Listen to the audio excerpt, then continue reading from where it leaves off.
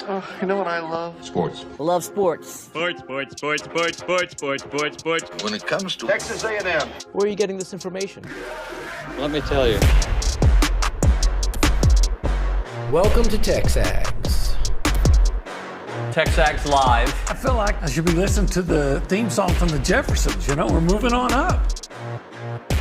We will develop men, we will graduate players, and we will win championships on the field. The best way for us to win is to do it together. He is a guy that has gotten better and better and better. He's just got that dog in him.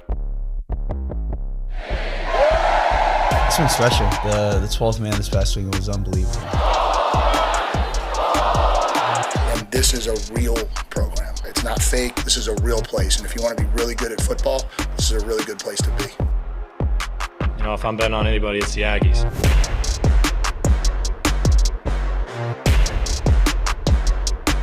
Nick, I apologize for not noticing if you did it before, but I heard the new soundbite in the intro. Nice job, buddy. TexAgs Live, presented by David Gardner's Jewelers, Rollo Insurance Studio Go Hour, presented by The Warehouse at CC Creations. I'm David Nuño. He's Olin Buchanan. Happy Halloween, buddy. Happy Halloween. Are you going as a doctor, as a ninja? What are we going as? I have a costume, but I'm going to be unveiling it around the 8:30. Oh, okay. Interesting. Yeah. You know, every Halloween of my children's life, Uh-huh. I've pretty much gone as the same person to Halloween. What Mild-mannered man. Batman, Bruce Wayne. Maybe something to do that. Happy Halloween to you, buddy.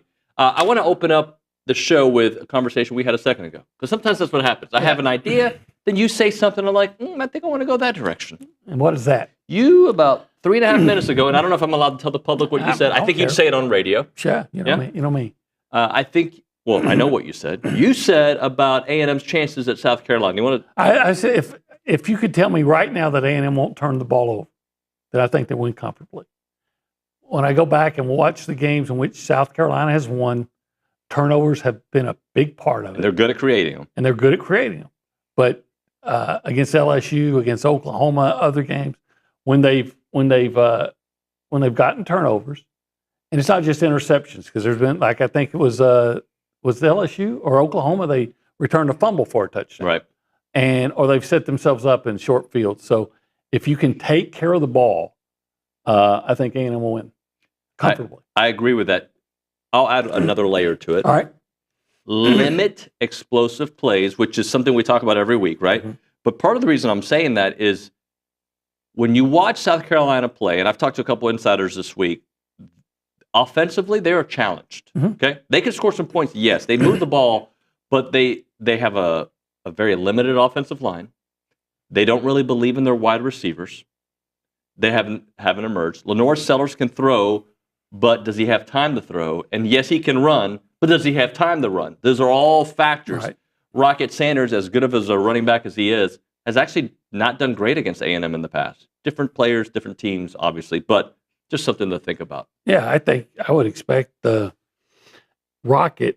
And I have a lot of respect for him because I admire the way he runs the football, and he was good at Arkansas, and he was all conference just 2 years ago. Had 1,400 yards. I mean, he's a quality running back, high quality running back. But your running backs, as we've seen with like Devon Achane, your effectiveness is limited if you're not getting sufficient blocking. And I think A&M will win the line of scrimmage with their defensive line. So I think it was yesterday, maybe it was the day before, I mentioned you this might be the best defensive line. Then you reminded me about Notre Dame. And Notre Dame's obviously defensive line, if you look at the last 2-year snapshot, that's a quality defensive line. Coach Elko yesterday, though, on his coach's show, talked about this is the best defense we've played all year. They're really, really talented on defense. Then on offense, they have a quarterback that can run all over the place. It's a really scary group. He added that this is a very confident group as well. The team that can beat you offensively. Mm-hmm. That's not their strength, but defensively sets up a lot of their offense. Yeah, without a doubt. Look, does South Carolina have the ability to get a big play? Yeah, Sanders can throw it a long way. Well, not Sanders. Lenore Sellers. Sellers can throw it a long way. they have a freshman receiver who's got, I think, 3 touchdown passes of 25 to 30 yards, But I just don't see them, and maybe I'm going to be dead wrong on this, but I don't. And Sellers can scramble. In fact, I think he had a 65-yard run against LSU, if I'm not mistaken. But I just don't see them being that offense especially against A&M, that's going to consistently move the ball down the field. Right? I think A&M is easily the best defense they've faced. And 100%. they scored 3 points against Ole Miss. Of course, that was in Oxford. And this is in Columbia, and they play better in Columbia. Well, and here's another thing to consider. Have they taken on any teams that really love to run the football? Probably not. Alabama tried, but I wouldn't say they're a running the football team. No, they're not. Alabama tried 36 rushing attempts for 101 yards in that game. Yeah. And the reason I bring that up is that's the part of their defense that is unknown, in my opinion, even though their running numbers or the rush defense numbers look really good. I don't think they've taken on a team that's what they do. And what does A&M like to do? Yeah, they like to run the football. I looked it up. I have it over there, but so I don't have the numbers. But when they played teams that run the football reasonably well, statistically, they've had reasonable statistical success. They have played some of the worst run offenses in the country. Right. So I'm not saying they're not good. I'm just saying that the sample size might be a little skewed. Sure. Maybe when we get into the second segment, I'll be able to read off those numbers to give you an example of what I'm talking about. Coach Elko yesterday on the SEC teleconference, when asked about the quarterback, we have not made that decision yet. We want to kind of get through the week and figure it out as we go. It's kind of the same rhythm we're always in. We talked about not really having the 1s and the 2s, so everybody's getting reps out there, getting ready to go. Yeah. That's speaking, obviously, of Marcel and Connor. I don't know. I still think he's going with Marcel, but he has surprised us before because I thought for sure he'd go with Marcel after Marcel had quarterbacked him to 3 straight wins earlier in the year, and he went to Connor. Well, here's another reason to think it's going to be Marcel. Just the matchup alone. A quarterback who doesn't scramble the way Marcel does might be a sitting duck with those defensive ends coming after you, right? They can get to the quarterback, and I see, and maybe it's because I'm comparing him to Marcel's running, but I see a slower version of Connor than I remember, and I don't know if he's unsure of himself in making decisions when he gets out and scrambles, doesn't take the opportunities. But I might be seeing that because when Marcel runs, it's like lightning, Yeah, there have been times when I thought Connor scrambled really effectively. I remember once against Missouri where he had like a 15-yard he had a great one. Scramble, and he had a scramble the other day against LSU. And when he cut the wrong way? He got 5 yards. If he had stayed going to his left, he probably runs for 20. Right. He cut it back into the middle of the field where all the pursuit was coming, and he got 4, but at least he avoided a loss. One other thing from Coach Elko about South Carolina, for us to be successful on defense, we have to alter the quarterback's rhythm and get him out of his comfort zone. I think they can do that. Yeah, I think so. I mean, let's Riley Leonard, even though it was the first game of the season, I don't think he had a fabulous game against A&M. No, he didn't. Some of the other quarterbacks, Taylor Green, he had that beautiful pass to open it up. Third play of the game, and then the rest of the time. He was pretty much bottled up, right? Van Buren was pretty good, but in the second half, not as good as he was in the first half. Did you see he threw for 309 yards last week? In that game where they lost by 30 Yeah, they points. lost. So a big part of it was they had some, I think, turnovers or got stopped on downs when they were deep in Arkansas's territory. But he still played well. I thought he was the best quarterback A&M had faced all year until I saw Nuss in the first half. Then I saw Nuss in the second half, and I might be back on the Van Buren team. I don't know. Who's been the best quarterback A&M has faced? It's either Nuss or Van Buren, right? Yes. But I'll tell you somebody I thought was really good, and I thought their coach made a mistake, was against A&M, was Graham Mertz in Florida. I thought he was really good.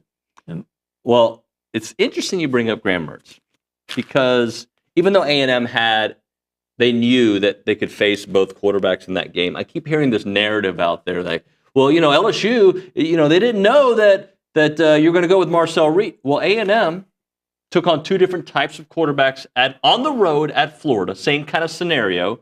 Now, the difference is DJ had played a little bit the week prior, and there was inklings he might start. Graham Mertz was far and above better than Lagway in that game. Well, it's like when you miss a field goal and you say, well, we would have won if not for the field goal. Yeah, but you didn't, because the special teams is part of a team, just as your coaching staff is part of a team. And if your coaching staff left the team unprepared for another quarterback, whose fault is that? Right. You know, it's all part of it. So, yeah, that's a loser trying to feel better about it, trying to make himself feel better.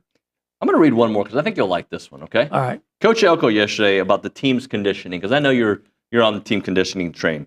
I thought it was very ironic that Coach Moffitt was once at LSU, had the boys riled up all week, and then in the fourth quarter, we ran away from them.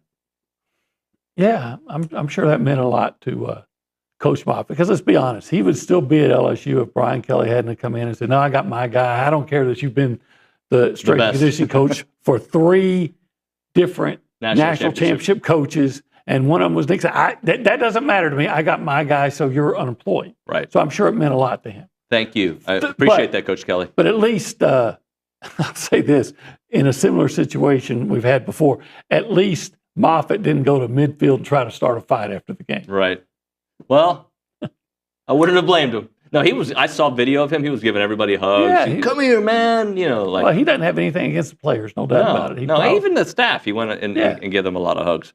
All right, if you want to be a part of the conversation this morning, you can do it multiple ways. You can call us up on the Boss Firearms hotline. That number is 979-693-1150, or you can text us on the Little Sluggers text line. Little Sluggers is age-appropriate baseball fundamental classes in Aggieland, Houston, and Austin, and Brennan for kids 2 to 8. Sign up for a free trial at codosports.com. That is codosports.com.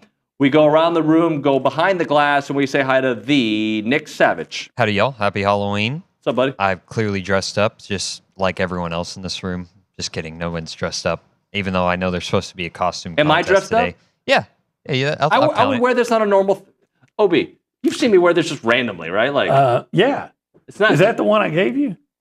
Did you give me one? Yeah, I gave you the T-shirt that I wore like 2 years ago. Oh, you're talking about the from when you were dressed up as me? Yeah, the Batman T-shirt. And I said, yeah, I'm never going to wear it. You can be the Caped Crusader. No, that's a different one. This is an old school Under Armour one. Oh, okay. Anyway, Nick, follow up. Well, with the quarterback situation, I feel like Coach Elko's kind of thinking about this like a baseball manager, right? You're going into a big series and you don't want to announce your starting pitcher right away because you don't want to give the opponent time to watch film on them. So I feel like the way they're playing it, I'm all about it just because, keep it up in the air as long as you can, right? So his point, OB, is that it's like a starting pitcher, right? You sometimes don't announce it to keep the other team guessing. And you might have a strong inkling of where they might go, but that's where the old switcheroo sometimes happens. Yeah, look, that's what Shireen earlier this week suggested they should do. And if you think there's no value in it, you go back to Eli Drinkwitz. Eli's like, we didn't even prepare for Connor, so we were caught unaware. And do you think Coach Elko's preparing for Robbie Ashford just in case? No. You don't think so? Well, first of all, Robbie Ashford and Sellers are pretty much the same guy. They think Robbie can complete more passes. Well, then why doesn't he? Because when he came in the game, I guess against LSU, their offense just died. Yeah. And then Sellers had to come back in. And if Ashford, I hate to be that way, didn't he start at like Auburn? He did. Why isn't he still there? I believe, and Nick, fact check me or Juan, I believe he was the quarterback when A&M went to Auburn and lost that terrible game that there was no offense by both sides. I might be wrong, but I'm fairly sure he was the quarterback on that day 2 years ago. Yeah, so if you're again, I feel confident in my statement that Sellers and he are basically the same guy. And if you're saying the difference is that he's a better passer, then I think that speaks well for A&M's chances. I was right. Robbie Ashford was the quarterback at Auburn that year. How and how mad I was that they lost that game. I still can't believe they lost that game. Such a stupid game. It was just A&M's offense was just going nowhere. It was horrendous. It was a cold, rainy day. That's the day where their interim head coach, who was it, got all the Cadillac love. Cadillac Williams, yes. And the stadium before the game was like chanting his name. I think that's when I knew. I mean, I already knew, but I knew. But that was the one that just slammed the doors and Jimbo has to go. And of course, he stayed around a while. For a year. But you can't be, no offense to Cadillac Williams, but you can't be an interim coach with Robbie Ashford as a quarterback. Now, I know A-Chain was sick that day, and Connor was just, his second start, maybe? Anias was out that year too, right? Anias was out, and Moose wouldn't play because of the sleeves. Gate. And there was all kinds of just discombobulation within the team. But why did you have that discombobulation? So, yeah, it was a horrendous night. Hey, just as a reminder, I don't know if you know this, we're in the holistic planning cool zone. The cool zone.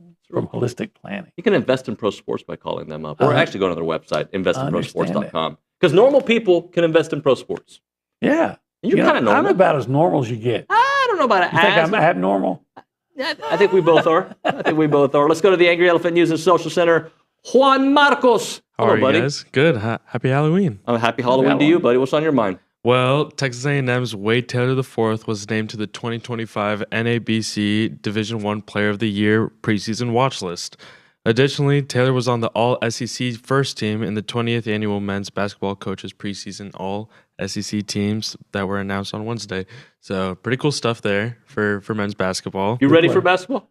I'm ready to watch it, but look, I'm still in football mode, I got to admit. But so I was having some meetings. I'll be there for the season opener. I mean, the home opener. I'll be there for that. I was having some meetings this week, and I'm like, because I'm setting up my basketball content for the rest of the year, and I'm like, typically by now I'm like ramping up basketball content because football is like, and like now I'm like, I don't have that much inventory. Like I've got to figure things out. So we're gonna be doing basketball every day. That's my promise for both men's and women's basketball. But it's just it's just a little more crowded at the moment. What did the little genius Matthew Dawson say? What did he say? Called it the sports equinox? The sports equinox, that's right. Equinox. What else do you have for us? Well, A&M's women's basketball, Aisha Coulibaly, was named to the Cheryl Miller Small Forward of the Year Award preseason watch list. It'll be the second straight year she's named to the watch list, as well as she was named to the 2024 All-SEC preseason second team by league coaches last week. So men's and women's basketball is on the come up. Big Joni Taylor guy? Oh, I adore her. How can you not be? I adore her. Everything, just the way she carries herself and her basketball knowledge and, just the interaction with respect. I mean, she's amazing. She is amazing. All right, let's do this. Let's hit a break. When we come back, I believe we have a caller, Ross, wants to chit-chat with us. All right. Plus, we're going to go through your Heisman list. How's that sound? We'll do that. And then after that, Stephen McGee. I'm looking forward to it. And then after that, Ryan Swope. Looking forward to that. And then after that, Jim Turner. Oh, that's awesome. And after that, the fan show. It never stops. And after the fan show, guess what? What? Billy Lucci? No. Alyssa Lang. Oh, that's even better. And after that, guess what? What? Nothing. I always say more coverage than you thought possible. Prize Picks. You like to win at sports? I do. Yeah. Sometimes I just better. It's like better than losing. It is. If you had more than wins or less than wins, what would you choose? More than? More than. More than. Oh, by the way, prizepicks.com/TexAgs. Use the code TexAgs to get $50 once you play in $5 lineups. You'll get instant $50 by doing so, and you can pick 2 to 6 player stat projections. Later on in the show, Matthew Dawson is going to give the fan show guys and I a couple different options. We're going to go through it, more than or less than. You can make some money. Make that paper. It is prizepicks.com/TexAgs. Use the code TexAgs to get those $50 once you play in $5 lineups. It's Prize Picks.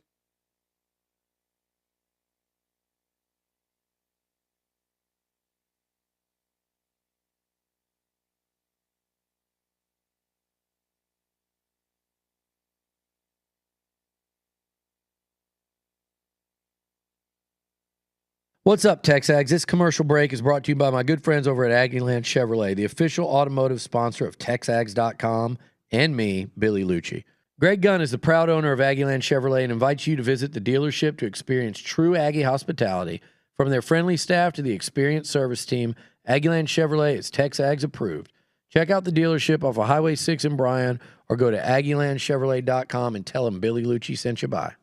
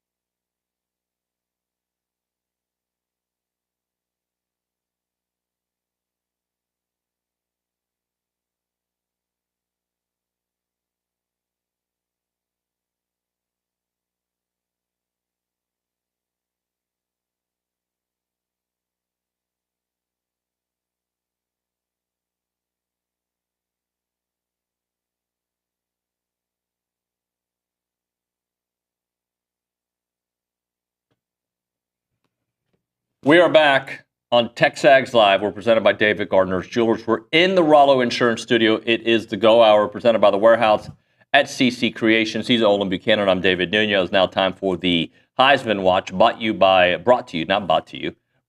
Shirtlift Law Firm. And that's a friend of our company, by the way. Hunter's a friend of our company, and we trust him with all of our legal needs. Call Shirtlift Law today when you need a lawyer for your business or your personal issues. All right. Pop it up, OB. Let's go with number 5, Caleb Johnson. Caleb Johnson. Putting up some numbers. He is, he's second in the nation in rushing. He has 1,144 yards last week against Northwestern, 14 carries, 109 yards, and 3 touchdowns, 2 of them on long runs. So Caleb Johnson, I think, is one of those easy guys to forget. and overlooked, but he's having a heck of a season. Yeah, he is having a very nice season. And when you think about them, you don't think about offense, but they've had a little offense with him. Yeah, they have. If they had maybe Caleb Johnson the last couple of years, Ferentz's son might still be the offensive coordinator.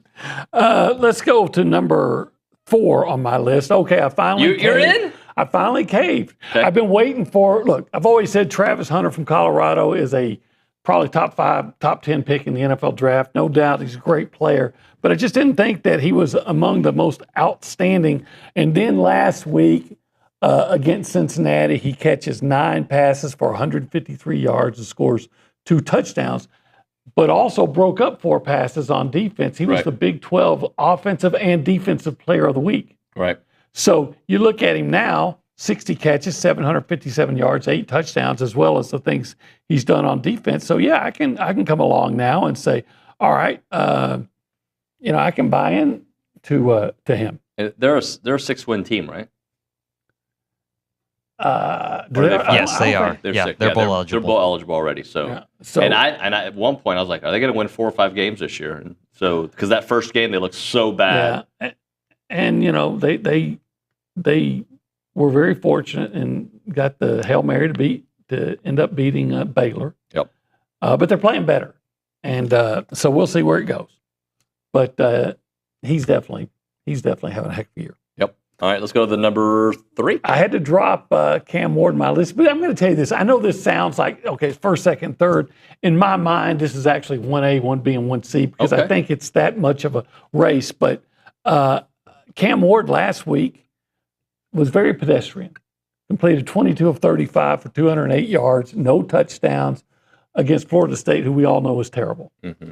And I know it's kind of a rivalry situation, but I just think that the Heisman race is so tight right now that if you have a pedestrian game, you can fall back. That doesn't mean that if he has a big game in his next game, that I wouldn't put him number 1. Right. Or 1A. But right now, I'm going to put him as 1C on my list. 1C. 1C. Okay. So let's go to number 1B. 1B, I'm going to put Dylan Gabriel, the quarterback at Oregon. Look, in 2 of his last 3 games, he's led Oregon to wins over number 4 Ohio State and number 24 Illinois. Now, was he great against Illinois? I wouldn't say great, but he was really, really good. He completed almost 70% of his passes for 291 yards. He had 3 touchdowns. Yep. Again, this is a ranked opponent. So on the year still, I think he's 9th, maybe 8th or 9th in the nation in passing, 2,371 yards, 18 touchdown passes. And again, he's leading what is the number 1 ranked team in the country right now. So Cam Ward, without a doubt, he's a Heisman contender. Yep. All right, let's do number 1, which has been number 1 now for a couple of weeks, right? Actually, on my mind, on my list, this is the first time he's been number 1. Oh, yeah, that's right, because Cam Ward was number 1 on your list. Right. And he did not have a spectacular game. He rushed for, I called him, by the way. He rushed for 128 yards. And that's not a spectacular game. For him, it's not. He actually averaged less than 4 yards a carry, 3.9. I think for most of the season, he's averaged like 190 yards a game or something like that, something crazy. Yeah, insane like that. Over 190 or right around 190. But anyway, look, when your pedestrian game is 128 yards and a touchdown, I think that makes you a Heisman Trophy front runner. Look, he leads the nation, 1,376 yards. He's now averaging more than 8.5 yards a carry. He has 18 touchdowns, a lot of long runs. If his coach would get on board, and he has in the last 2 weeks. In the last 2 games, he's carried 31 and 33 times. But he's carried 13 against Utah State, and he carried 11 against Portland State. If his coach starts, make sure he gets more carries, even in the blowout wins, he really does, especially if you factor in the Mountain West championship game. Right. He really does have a legitimate shot to reach Barry Sanders' single season record of 2,600 and change. And if you're going to be over 2,000 and maybe even 2,500 for a team that is probably going to be in the playoff, and he had 192 yards rushing against Oregon. and 3 touchdowns yeah. against Oregon, the number 1 team in the country. So you can't even say, well, yeah, but he's playing lesser competition. He went out and had 192 yards and 3 touchdowns against the number 1 team in the country. So Ashton Jeanty now is my number 1, my 1A. Hey, I want to give Nick some more props, too. I did notice it earlier, but the purple color scheme there for Halloween. Nice job, Nick. You're just doing awesome today. That seemed like I was patronizing him. I wasn't. I was actually. Well, most people, think like orange for Halloween, but I feel like if I would have picked orange, our audience would lose their mind on me. Does it have to be a certain shade of orange? Well, no, because I saw a post about this. There's a pumpkin on TexAgs.com, and somebody was complaining about it being too orange. To me, that's just that's ludicrous. Oh, what are we gonna do? I guess if you're hunting, you're going to be hunting? Should you be wearing a maroon vest instead of is somebody going to shoot you? Yeah, I'm going to get shot. They put the orange cones out. Should we? Should there always be maroon? I get the whole burn orange issue, right? But is the same orange? Is the orange Texas wears the same as the orange Florida wears? Or Tennessee? Of course not. No, but. I'm sure the gentleman who posted it was just playing. You know what? There are some people who live by Montreal. I remember Bill Byrne telling me that he was getting emails and complaints about A&M's Gatorade bucket. Oh, that's right. Had I orange remember that. on it. Yeah. And he's like, is this really what we're... You know what? Let's just boycott Halloween. That's it. We're out. We're out. We're not doing it anymore. We're not celebrating it. Should we just not eat oranges? I had some orange juice today. Can't have orange juice. I guess I have to go with Bloody Marys. Hey, but Halloween. I don't like tomato juice. Speaking of Halloween. Yeah? What about Halloween? I'm just curious what you're going to dress as soon. But we'll talk about that in a moment. Okay. Let's talk food. Let's do. We're not going to invite people to eat this time. This time it's just going to be meeting of the minds. MEATING of the minds. Olin Buchanan, David Nuño, 2 guys, 1 car, go to 1775, and what happens next? Tell to be continued story. I want you to continue the story. You go to a gastronomical paradise, right? It's amazing. In fact, yesterday, there's no lie. It's the absolute truth. Honest to God, the wife texts me, says, I'm going to be heading towards Snook. She said, I want some meat. Mm-hmm. Why don't we go to 1775? Mm-hmm. I had to text her back saying, they're not open today. Yeah. They're only open Thursday. They make you wait for it. And it's worth the wait. It's like a girl you've been dating for a long time. You got to pop that kiss after the 3rd or 4th date. You got to wait till Thursday. Absolutely, And you go to 1775, you'll pop a chef's kiss. It's so good. Mm. I mean, you got to love that meat. They're open Thursday through Saturday. Yeah, I know they're open today. 11 a.m. until they're sold out. Online ordering, though, turns off pretty quickly because they sell out 10 a.m. You know that, right? Yeah. You know what? I wonder if they're open on Thanksgiving or it's Thursday. Probably not. But I would rather eat 1775 barbecue than turkey. What about 1775 turkey? That you got me there. See? I got you. See what I did there? You found the loophole. I did find the loophole. 979-492-6241. 1775txbbq.com.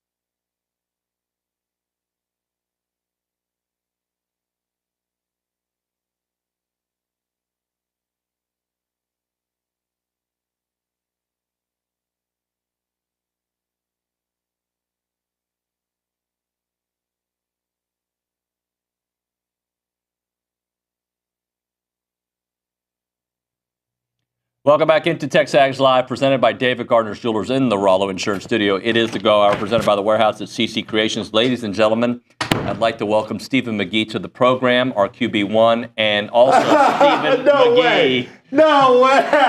Halloween costume. Isn't that great? Woo! God dang. Put him in the game. Right? Are you kidding? I really wanted to get a clipboard. Of course you did. Go to YouTube or TexAgs.com if you want to see. OB dressed up as me a couple years ago as Batman. This year he is Stephen McGee for our radio audience. He's been planning this for years, by the way. This is not like, this is like 2 years? Yeah. Or a year I at saw least? the picture of Stephen McGee on, you got when he was with the Hamilton Tiger Cats, like a year ago, but I didn't have enough time to get all the stuff. So I've been assembling all this stuff over the last year. And there it is. Look at that. It's a perfect Holy match. smokes. Holy smokes. For the win. Oh my Ags God. win by 1 million this week. God, it's beautiful. It's like Tom Hanks and Castaway mixed in with Stephen McGee.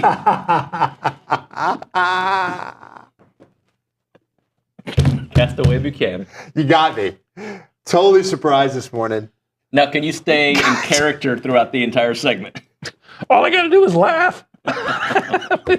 Yeah. Steve McGee. It's wonderful. You didn't expect any of this. I had no idea. You remember when he dressed up as me a couple years ago? Yeah. You nailed it, man. Yeah, because it wouldn't work for like you can do Dallas Cowboy Stephen McGee or A&M because he didn't have any facial hair. I guess you grew that to be warm up in Canada. It's survival. Yeah, it was. Was that part of it for real? For real. Like we in the Grey Cup one year, it was one of our practices minus 30 degrees. We had 2 guys go on IR for frostbite. So when you talk about beards in Canada, it's a thing because you got to have it. Yeah. You know, exposed skin is a bad deal. But man, I never looked this good. You've really elevated my looks to another level. And the sock. I didn't want to. I didn't want to. That's a good Nike Drew sock. That's a good one. Yeah, I wasn't going to spend $30 on a quarterback band, you know. Yeah. So I said, well, I'll just cut the sock. It's perfect. And it's even better. It's more real life that way. Honestly, that was probably what I had. I mean, I did live in the facility after all. All right, well. Steven, let's talk quarterback, shall we? Not only the Tiger Cat quarterback, but man, I don't know if wrong is the right word, but I was convinced that Connor was going to find his way. And he might find his way. I'm not off Connor's team at all.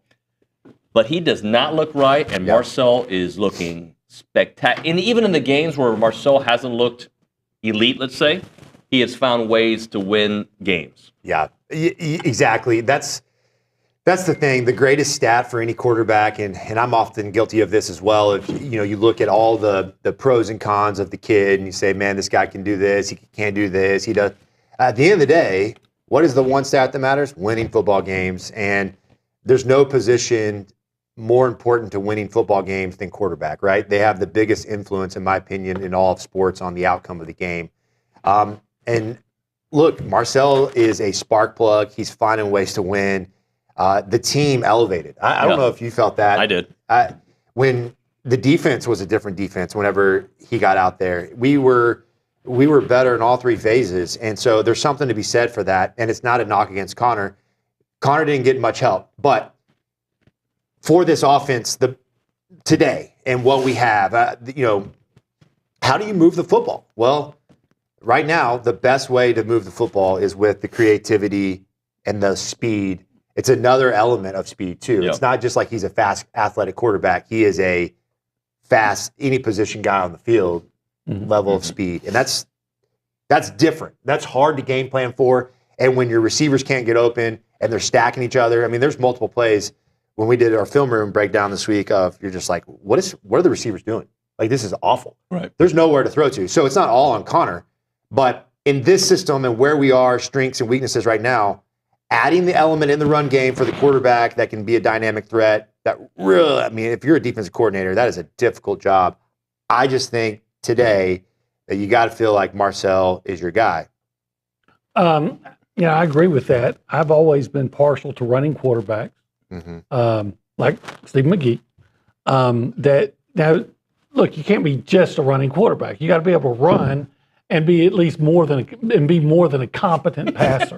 I can't look at him. He's being a real analyst. He's being a real analyst underneath this beard, and I just see his little teeth sticking out occasionally. You got to be more than a competent passer. Yeah. But if I'm an somewhat accomplished passer that can actually run, then I think you got something special. You got something. I'm not saying he's Lamar Jackson. You got something Lamar Jackson like Reggie McNeil. The beard is off. I can't focus. It's falling. It's falling. There's a little crease. The crease is over on the right. Oh, there we God. Go. Does it tickle your nose? Sorry, Lamar Jackson. Yeah. I'm not saying that he's Lamar Jackson, but he's Lamar Jackson-like. I like a running quarterback. And so I don't think there's a better weapon It's back. in football. You moved it back. I don't think there's a better weapon in football than a running quarterback. I don't need a quarterback that can run. I mean, a running quarterback who can pass. There you go. So I want to go back to something you said, because I listened to Coach Elko's halftime speech. I don't know if you saw it. It was on the Pulse. And he's like, get to your spots, talking to the wide receivers. Yeah. Get open, O-line. And so I do think, even though Connor wasn't right, there was an element of that. And maybe Marcel being on the field kind of disguises that a little bit. Yeah, exactly. He just makes other people right. And I came up with a term this week called the eraser. It's like, even as a play caller, you don't have the perfect play call, but he can just make guys disappear or make them miss in space. And so, or in this case, the receivers are running the wrong routes, not getting to their spots, which we broke down a play in the game on film room when they're covering each other, which is obviously not the goal of any route concept, is to have your wide receivers stacking each other. And so, despite all that, he can just make them right. And then, of course, he threw a beautiful throw on the deep post, but I highlighted in the film room as well. Well, and honestly, if you want me to be that's a good safety, that's an interception, right? I mean, that safety should never allow that post route to be completed and Noah Thomas on that play. But is it because the threat of the run and the safeties not in pass defense as quickly? Yeah, it very well could be. It's a great point, but he's the eraser. I mean, he take the safety off the board and just throw a dime right in the bread basket, right? And so that, I'll be honest with you, these types of quarterbacks are harder for me to get on board with, because I always look for the repeatability. What is the probability of success if you're throwing that post route versus single high safety, for instance? How many times are you going to complete that? And I would say, man, doesn't look good, right? But at the end of the day, these types of players can go off script and do things that coaching can restrict them from being able to do. So you almost just got to let them go out there and let it rip. Go have fun. Don't let me get in the way. Don't turn the football over, which he's done a great job of, which is most important. But assuming he does that, then you just got to let him go out there and create and make plays. Don't hold him back from being who he is. I think he masks our weaknesses on offense. That's the thing right now. I mean, you can play this game of who's the better quarterback now or in the future. Connor's not fitting in this system right now. And I think it's twofold. I think that there's something between the ears right now. Yes. He's a little bit gun shy. He's been knocked down in the ring, old boxer.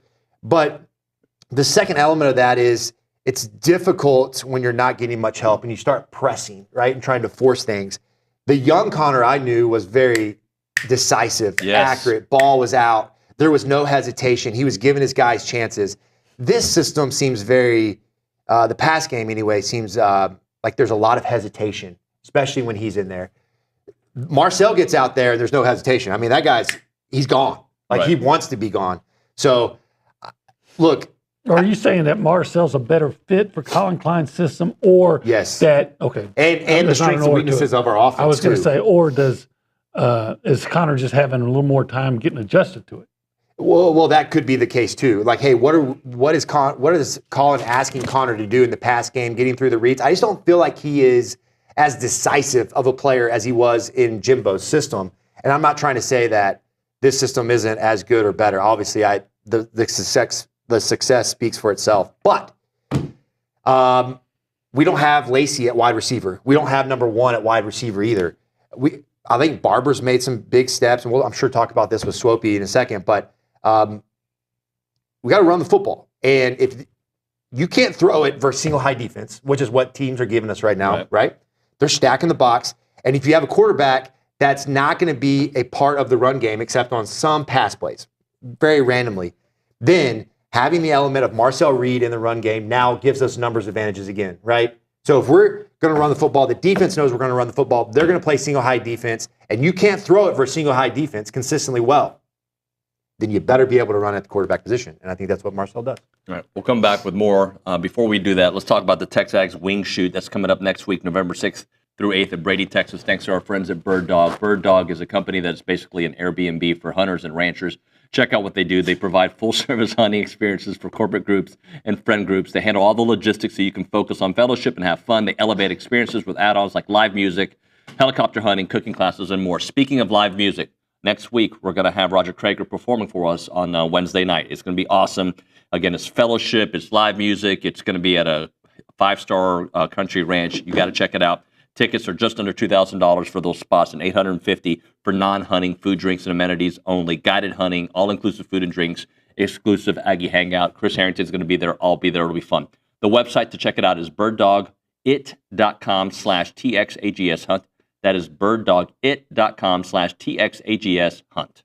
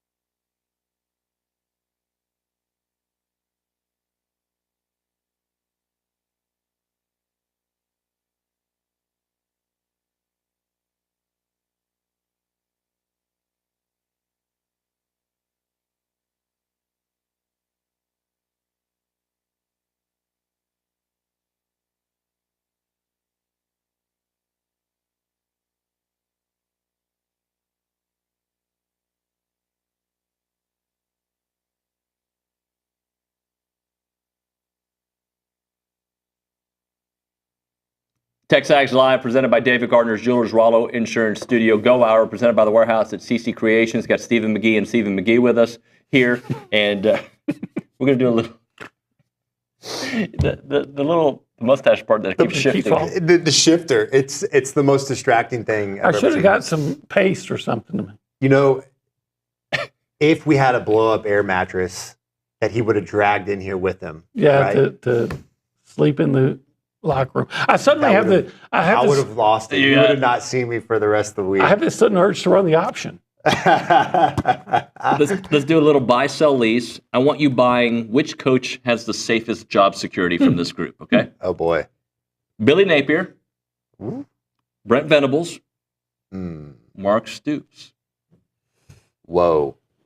I'm going to get OB's take because I don't know where the contracts are, like how much dead money these schools would have. But if I'm just taking who's hot and who's not today, Oklahoma would be in my cellar, Kentucky would be my lease, and I would be buying Florida today. But Florida's got a gauntlet. The hardest part of the schedule still ahead.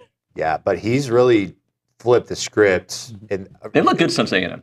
Yeah, I'll be honest with you, they've got some ability. I don't know. As the coaches, I think, in trouble. I'm buying in trouble Mark Stoops because they haven't won more than 7 games in like 4 years, and now they're probably not going to get into a bowl game. He had a chance to beat Georgia, and he punted from midfield, and then there's the dalliance with Texas A&M. So they have a problem with that. I am selling. I'm leasing. I'm selling. Whichever. The second one. The guy that doesn't have to worry, I think, is Venables. He's 1 year removed from a 10-win season. He has a $44 million buyout. Oh, well. Yeah, and then Napier's got him playing pretty well. Yeah. So you're leasing Napier. Yeah. Yeah. They should have beaten Tennessee. And he's only on year 2, right? No, he's in his 3rd year. They could have their 3rd straight losing season, which would be the first time since the 30s. So I almost added a couple names to this list, but I didn't because I think they're a little more safe. Sam Pittman, yes, and let's call it Shane Beamer. He seems to be pretty safe. Yeah, he's fine. Yeah. Had he had back-to-back bad years. So this is year 1 for the Mississippi State game, right? Yeah. If Arkansas wins their next 2 games, Pittman might get an extension. Yep. All right, we'll be back. Ole Miss and Texas.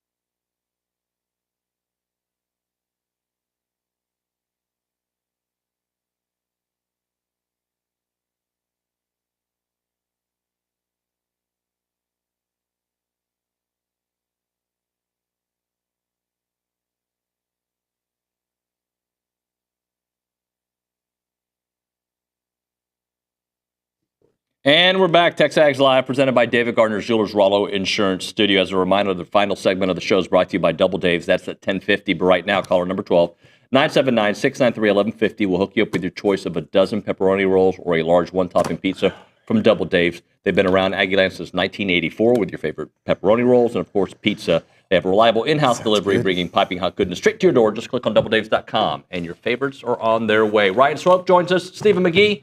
What's up, guys? Howdy, Ag. Howdy. I guarantee you Swope would eat a pepperoni roll with some ranch right now. I would too. Right now? I'd probably eat 4 of them. Right now, I don't know. You couldn't do 4 of them right now? Right now? Right now. Tonight I could. Not in the morning? Not much of a pizza guy in the morning. I'm not either, but I'm a pizza roll guy. I love I pizza can get in pizza roll mode and a good ranch. You know, ranch is a game. Have you been to that? What? Go ahead. Well, why is it that the ranch dressing at the pizza places is infinitely better? Oh yeah, than the ranch dressing at I don't know. That's a good question. You know what I mean? Like pizza places have the best ranch dressing. They do something to What's it. a game changer? Like if you're gonna go get a good pizza, it better have good ranch. If the pizza's good but you don't have ranch, it's not good pizza.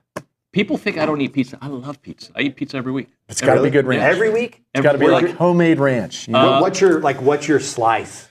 My slice. Like what's your perfect piece of pizza? I like pepperoni. I'm just an old-fashioned, New York style pepperoni is my way to roll.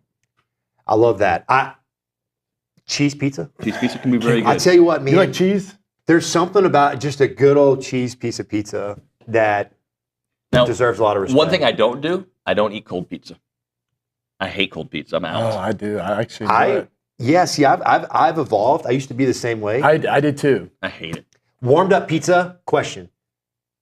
Oven. Microwave, oven. Thank you. 100%. Or 100%. Or the air oven, fryer. Toaster oven, air fryer. Yes. Air fryer's good. Dude, that's the only way to do it. But I want my cheese melted. I don't want hard cheese. I just don't. I've been at a place where I've woke up on like a Saturday morning and, I was probably playing golf with Swope on Friday evening and I ate cold pizza and it really hit the spot for me. So I cold can't hate pizza's on good. it. I can't hate on it, but do I prefer like the oven, toaster oven situation warmed up? Yeah, all day. I used to go bass fishing and I'd order a meat lover's pizza and I'd bring a big old Yeti cooler out there and I'd shove that pizza in the Yeti. Oh, dude. Fantastic. Yeah, come 3 o'clock, middle of the day, you're hungry. Cold pizza it just hits so perfectly. I forget how Bronny phrased it. It was about a year ago. He asked if I would rather have cold beverages the rest of my life or warm beverages. Obviously, I want my water cold. But, I hate cold coffee. I want my coffee hot. I don't care if it's 98 degrees. I want my coffee hot. I want my soup hot, boiling hot. You guys know? No. I like cold coffee. I hate cold coffee. I don't like want on cold ice? Or are you talking about just like coffee that's been sitting there? You have to have both. I hate both. You have to have piping hot or piping cold? Yeah. Oh, I'm going cold all day. Especially living where in Texas. I love cold coffee. I can't do it. Like a milkshake, cold coffee, like a mocha. Matthew's got one out there right now. It says like Reese's food peanut and butter drinks. cup. Sorry, food and drinks is the way Bronny phrased it. So food and drinks. I don't want cold food. I want cold fish. This is sushi. Dude, that's a really tough question. That's like buy, sell, lease. Are you buying a run first team or a pass only team? Like you have to throw it 70 times a game or you have to run it 70 times a game? I don't know. I'll take the team that run the football. I think it worked last week. By the way, I can hear people typing right now comments. Can they get to football already? So we'll get to football. Yeah, let's do it. No, I kind of liked it. I want to kind of continue down that path. I was trying to segue for you. It was just like the only thing I could naturally segue to. And he teed it up and kind of hit it hard for us. All right. So, Swopey, what did you think about the Marcel Reed experience part 2? Oh, man, I loved it.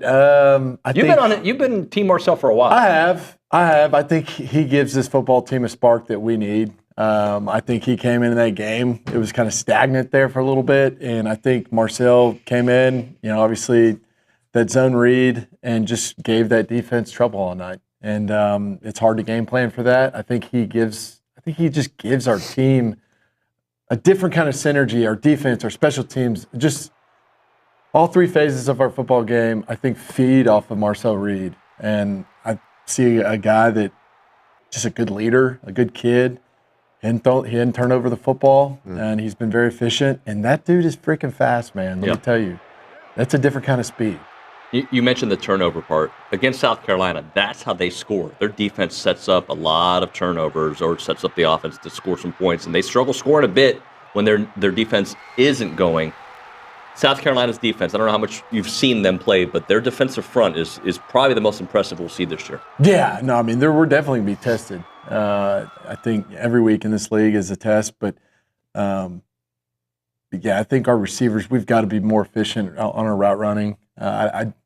I don't think those guys had a great day. I saw a lot of receivers covering each other up, being in the kind of the same spot that they weren't supposed to be, as we call stacking other, our own guys. It just makes it hard for a quarterback to make throws. And so a lot of people say, Connor didn't do this well or this or this. Well, I think a lot of that attests to our receivers not being on the same page and getting open. And so obviously when you got Marcel, he can take off and run, and he's different in that sense. But, when Connor's back there and there's receivers that are not getting open, not being where they're supposed to be, it makes it really hard to be efficient on offense. So I think you guys were talking about earlier, Stevens, kind of nailed it.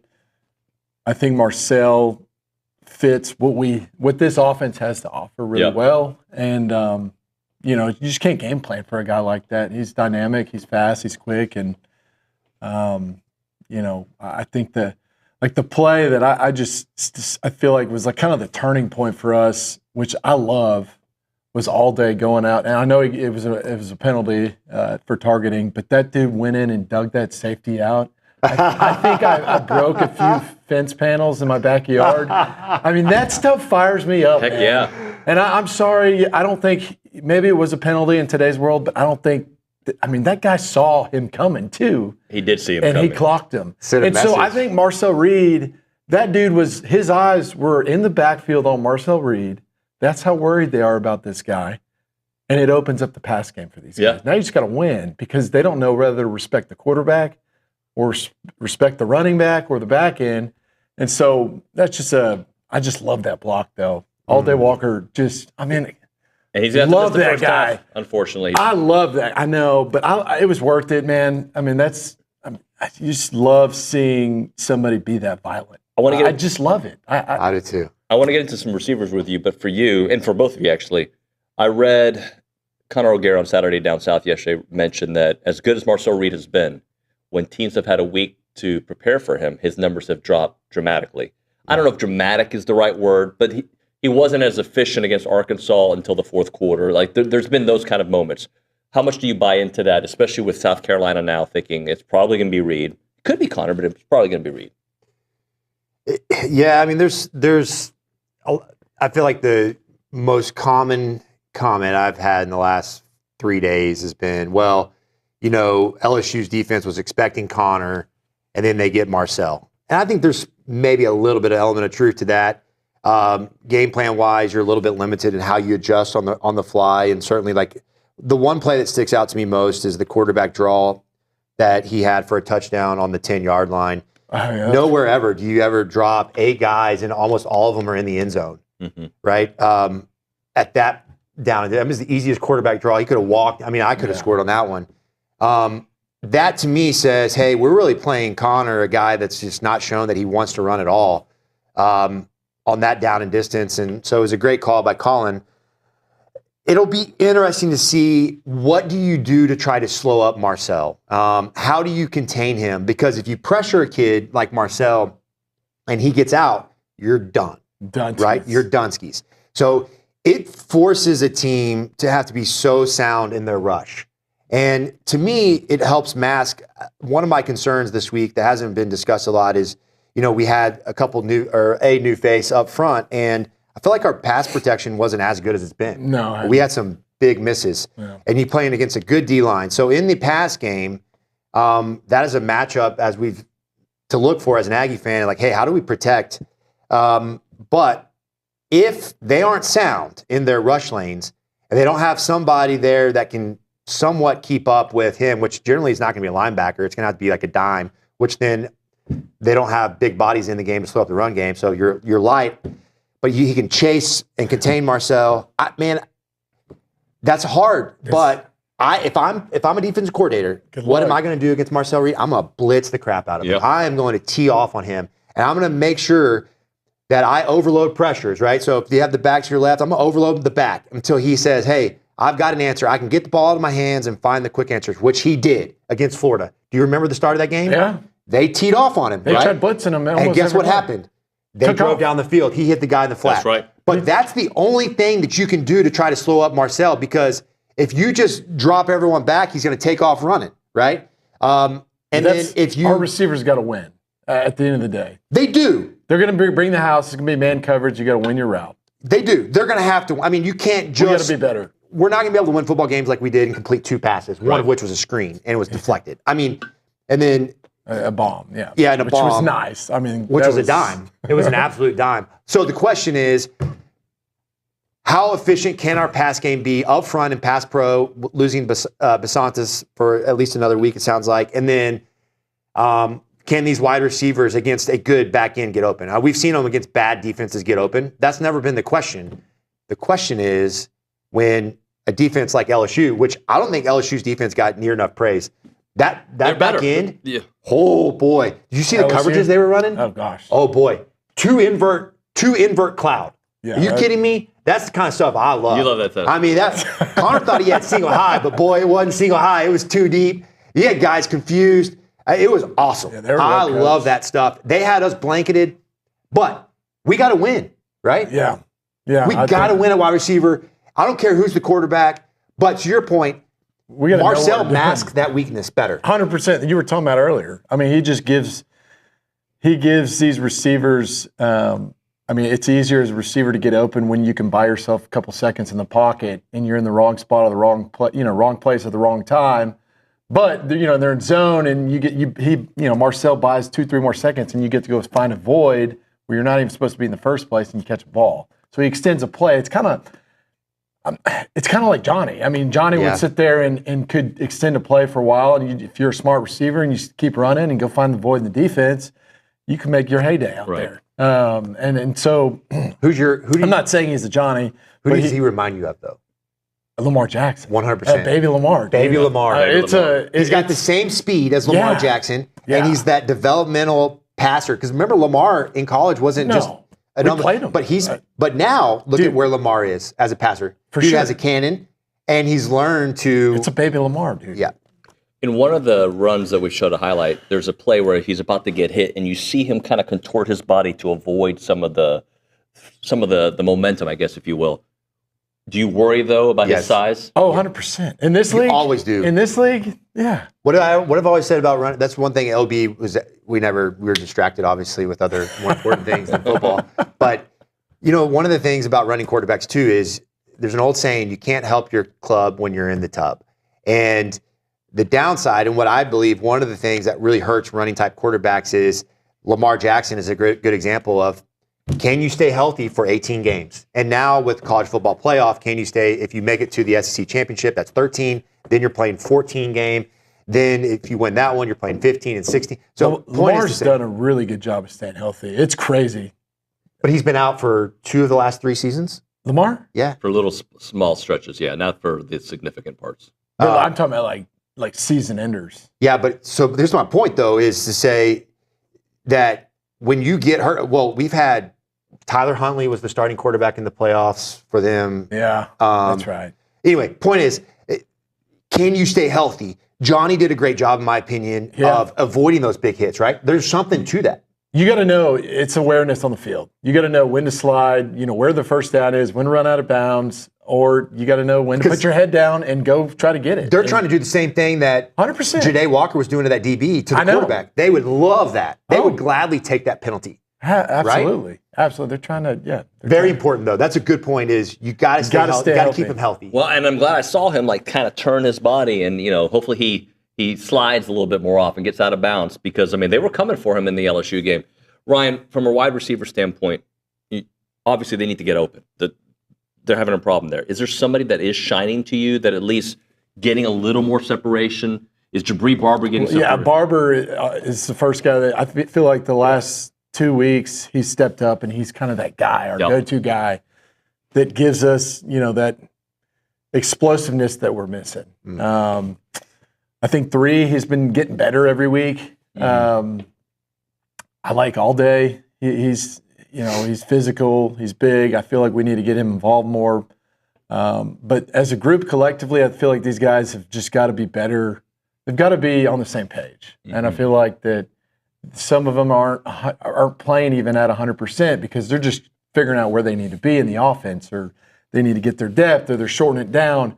And so that's young receivers. Is that just speed, talent? Is it experience, you think? I think that they've got a lot of talent. I just think that they're maybe mentally just not quite there yet, if that makes sense. They're maybe playing at 85, 90%, some of these guys, just because they're, I don't know, they're probably not real comfortable with the offense. At what point, though, at what point of a wide receiver's career do you say this kid has it or he doesn't? Like, at what point have they played enough football to where you're saying, hey, like either this kid has enough talent or we got to move on? It depends what you're looking for, but I think you can.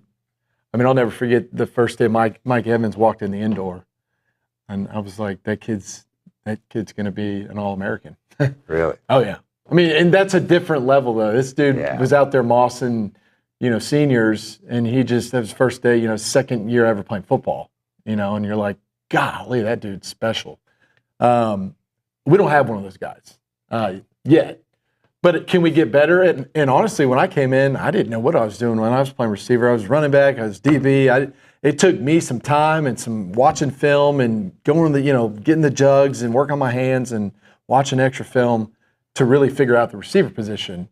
And I think that there's two different. I think there's a guy that comes in that's just a natural talent, like LSU has. I mean, they've got 2 or 3 of those guys every year. Every year. Or there's guys that just need a little bit more time to progress as a receiver. So I think that we've got some guys that are slowly and gradually getting better every week. How about speed?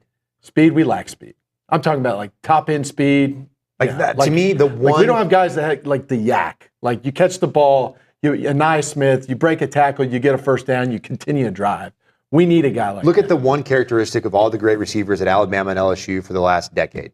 What's the one thing they all are? Yak. I would say the one thing that most of them have in common. I don't say all across the board, but what is the one that's speed?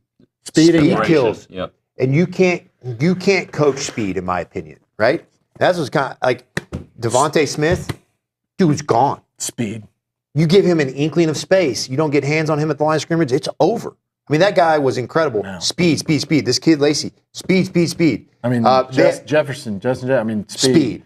Yeah, right? They know how to break tackles. They know how to extend plays. You got to have that burst. And I think that's the one thing that I would look at our wide receiver group right now, and I'm saying, like, who is that? Right. Who's the burst? Who's the exciting guy? Who can take the top off coverage? Who is a defense scared of in this offense? And at what point do you say, Last thing for you guys. OB said at the top of the show, if they don't turn the ball over, they win this game comfortably. Is that kind of where you are, or is it even deeper than that? I'm predicting a dogfight, 4 quarters, irrespective of turnover. I think if you turn the football over, there's a good chance we lose. Yeah, I think we take care of the football. I think we'll win by a couple scores. I think we're really good. I think our defense continues to play like that and shut down the run. It's going to be hard to beat. I haven't seen South Carolina's quarterback. He's good. I mean, from what I've watched, I hadn't watched South Carolina at all. Yeah. So I said at the first segment, to me, the best quarterback we faced, I think Nuss throws the prettiest ball, but Van Buren at Mississippi State, to me, seemed like the most effective quarterback that A&M has faced this year. I'm not comparing Lenore Sellers to that because I think he does struggle throwing some of the shorter passes. Mm-hmm. But he's fast, man. He's fast. He can roll. Yeah. It can be a good game. I'll take Nussmeier, best quarterback we play all year. I agree. I thought he was not even close. Yeah. That dude's unbelievable. That guy's First half, I was like, this is the best quarterback for sure. I watched him. Good quarterback. I watched him make multiple throws from the left hash all the way across the field. First press man, our guy was draped on him, and he hit Lacey.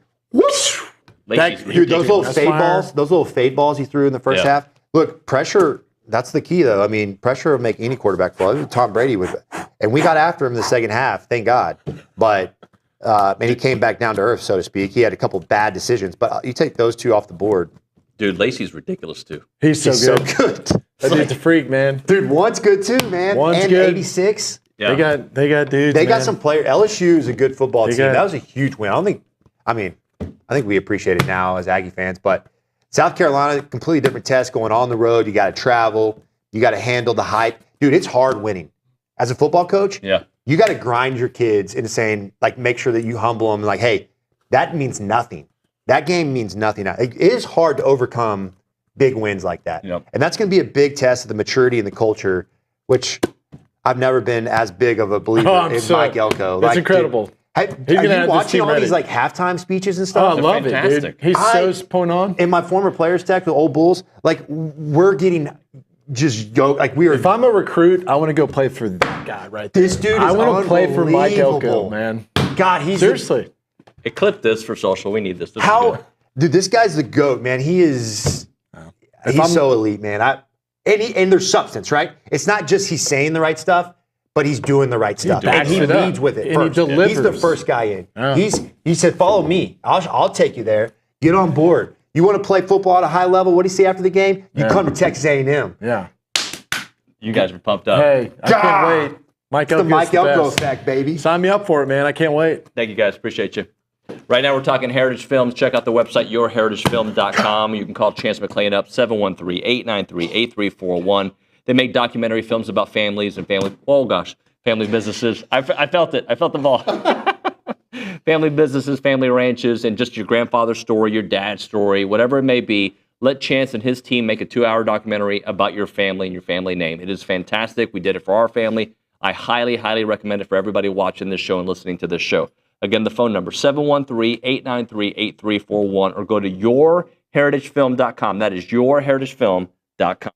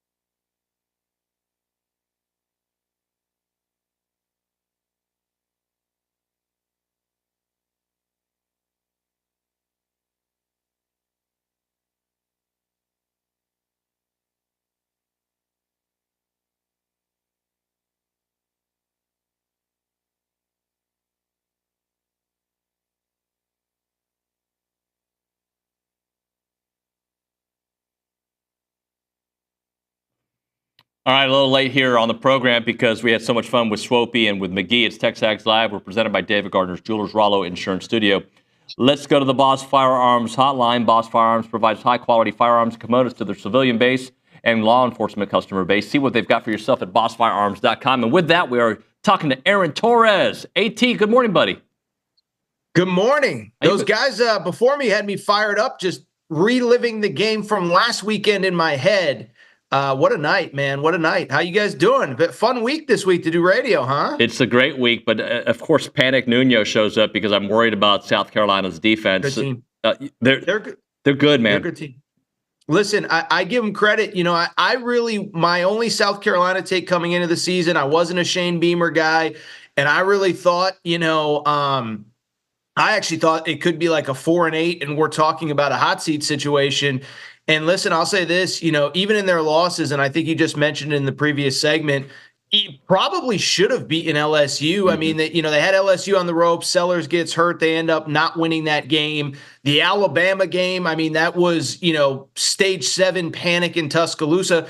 They really get after the quarterback. They force a lot of turnovers. The good news for A&M, obviously, is that, they take pretty good care of the football. But I think every listener is smart enough to know that it's not going to be a cakewalk on Saturday night. Around College Football is brought to you by Milliken Reserve, a College Station community featuring homes, trails, farms, and wide open spaces with a mission to build a healthy community around nature. Take part in the Milliken Reserve community with a Conservancy membership. Learn more, millikenreserve.com. All right, AT, let's just talk about the quarterback situation for A&M because that's been the hot story all around the country, especially here at TexAgs. What you saw from Marcel Reed, what you saw from Connor, what you've seen from Connor all year, what you've seen from Marcel all year. Yeah, Marcel clearly gave them a spark. He clearly brings something different to the table. I think where you got to be careful, and I'll be honest, I was on air during the game, so you get caught up in the moment in this incredible, not even a comeback, but such a dominant second half. He only threw 2 passes, and I think that's the only thing that would concern me is that, he hasn't shown a consistent ability to really kind of push the ball down the field.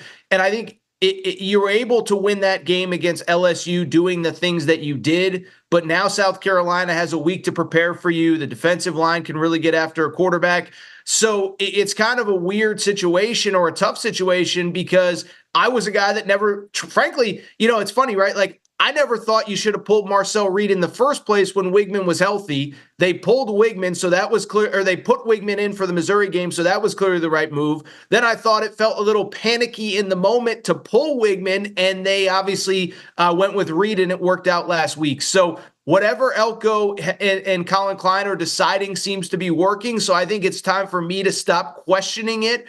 But I do think it's easy to get caught up in the moment with Marcel Reed without understanding that, there were some things that he did show, but there were some things that he didn't show in that game as well. Well, I'll actually push back a little bit on that because he only had to throw the ball 2 times because the running game was working so well. True, that's fair. And I'll look through these stats.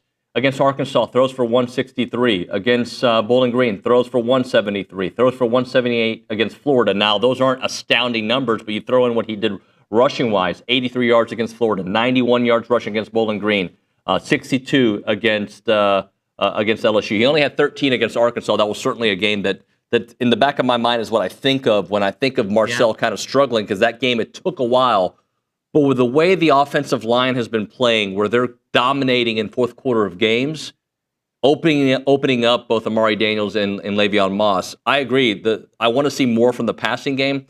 But when you can dominate the line of scrimmage, especially at the end of games and close games, that's how you win games. Well, but now I'll push back on your pushback. All right. It's not really a pushback. Yes, the O-line has been dominant, but yes, the strength of South Carolina is the edge pressure. And I know Mike Elko even talked about it at his press conference today or this week. And I think it was a little bit hyperbolic, but he said, he thinks Kennard is a top 10 pick. He thinks Dylan Stewart will be a top 10 pick down the road. So I'm only pushing back on your pushback of saying it's strength on strength, but that is a team that has gotten pressure on every quarterback. And so to the point that you actually brought up, is that, if you go back to, is that even though Reed has been a better passer, I think one, not only the ability to make plays with his legs, but the ability to just get out of bad situations. And that is what would concern me about playing Wigman is he's kind of a sitting duck back there. If he's going to drop back, he's a good athlete, but he's not a Marcel Reed level athlete. And that's where it would concern me. I know the O-line is playing well, but these guys get after everybody. And if it was me making the decision, and Mike Elko is clearly better at what he does than I am in terms of, having a 30,000-foot view,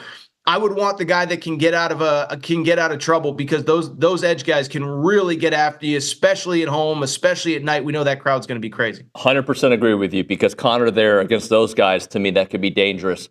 And then what I'll also add to that, as good as South Carolina's defense has been, they have not taken on a team that runs the ball like A&M does, right? And they can stop the run. I mean, Alabama tried and they couldn't run, but I don't think Alabama runs the ball as effectively as A&M. So if there is a TBD, they've stopped everybody that runs the ball against them, but they haven't taken on a run team. And I'm curious what the interior defense does when Le'Veon and Amari. I'm not saying they can't stop it. I'm curious to see that matchup. No doubt. And I think it's worth noting, like, LSU's defense statistically, going back to LSU obviously a week ago, statistically was so much better than they had been. And so I just bring it up because it's not as though A&M, like, this is who A&M's identity is, but also they've been able to do it against some really good defensive fronts. I mean, look at what Arkansas did to, say, Tennessee a week later versus what they did to Texas A&M a week before. Look at what LSU had done to other teams prior to Texas A&M. So it's an interesting matchup, and I hadn't really thought of it from that perspective, to be honest. I've thought about how does Texas A&M handle South Carolina's pass rush, but I hadn't really thought about the fact that this is probably the most cohesive, and at least, I'm not an O-line expert. I know you're going to have one on here in just a moment to really break it down, but, I guess what I would say is I've focused a lot on the South Carolina pass rush versus the Texas A&M O-line. I don't think I've given enough consideration to that O-line is probably the best and most cohesive unit that South Carolina has had to go up against this year. AT, let's do one other A&M thing before I let you go. When you look at defensive ends in this game, Kyle Kennard, one of the top transfers in the country, Nick Scorton, one of the top transfers in the country, those guys, kind of similar stories, under-recruited when they were in high school, have a pretty nice year. Well, Nick Scorton had a great year at Purdue. Kennard had a very nice year with Georgia Tech, and now they're two of the premier guys in all of college football. Well, I think it speaks a little bit to recruiting rankings in general. Those guys do a good job. But what I think, and we talked about this during January, February, is we focus on the huge names in the portal, whether it's the quarterbacks, whether it's, a couple former Aggies like a Walter Nolan. But, what I think Elko has done a good job of is finding guys that fit his system, that play the way he wants to play, transparently, guys that he talked about on the podium on Saturday night of serious football players coming in, being about the right things. And I think you see it all across college football is there's those, 8, 10, 12 guys that everybody knows that were 5 stars that are leaving for whatever reason that we all focus on. But there are, in this sport, there are just so many guys that fall through the cracks that either aren't in the right place or need to be in a different place or need to be in a different system under a different coaching staff that can thrive. Scouton, I always say his name wrong, Scorton. He obviously had thrived at Purdue prior to Texas A&M, but I think Kyle Kennard's an example of really, good in one system, really, really, really good in a different system. And I think there's a lot of examples of that across the country. Thank you, AT. Appreciate you, buddy. See you guys next week. Thank you. Later, bud. All right, Aaron Torres from FS1 and, of course, Aaron Torres Online. All right, let's talk about entrepreneurship. Everyone loves the idea of leaving the corporate rat race, but few discover the pathway to make the objective a reality. If you're contemplating a career change with some options in the insurance industry, Rollo Insurance Group has one request. Just call Keith there. Keith Lane is awesome. Longtime friend of the show, as well as Chief Strategy and Talent Officer at Rollo Insurance. Go to rolloinsurance.com/TexAgs. Listen to what Keith has to say. Click on the Professional Resources tab to start a confidential conversation today. And let's talk about what they do for you when you have Rollo Insurance. If you had a bad accident, it's more than just a simple fender bender. What exactly is going to happen next? Don't gamble with your future or your estate or your business. Details do matter. Preparation matters. Consultation and education matters. Go to RolloInsurance.com/TexAgs and start a conversation with your own personal agent today. If you got questions, they've got answers. RolloInsurance.com/TexAgs. It's Rollo Insurance.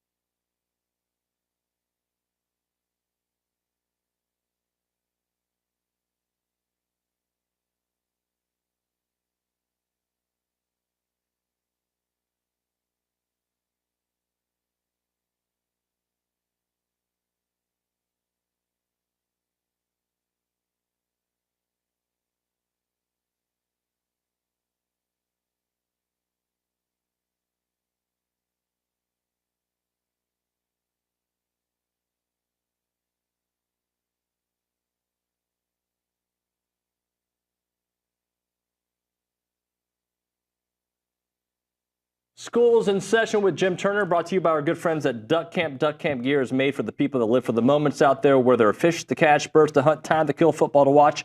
Check out the gear at duckcamp.com. Coach Turner, what's up, sir?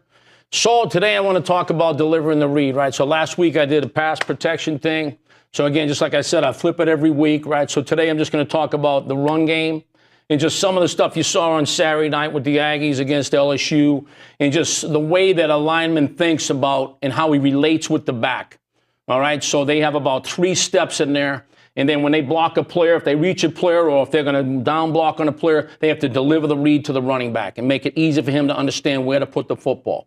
So it's just not a running back running aimlessly into the line of scrimmage. There's a lot of little pieces in there. And it really comes down to the line delivering the read to the back. And I'm going to show you that. All right, take it away, sir. All right, great. Thank you. All right, so just like I said, right, I'm going to go and I'm going to show you how we deliver the read as linemen. Let me just grab this, okay? And so every time you see a play, right, I'm just going to start with this one, right? Okay, remember these days, right? So watch now against these cats right here. So watch, we're going to run an outside zone to the right.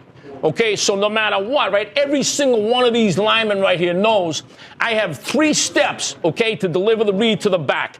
Here's your running back right now, okay, especially this player and these 2 players right here.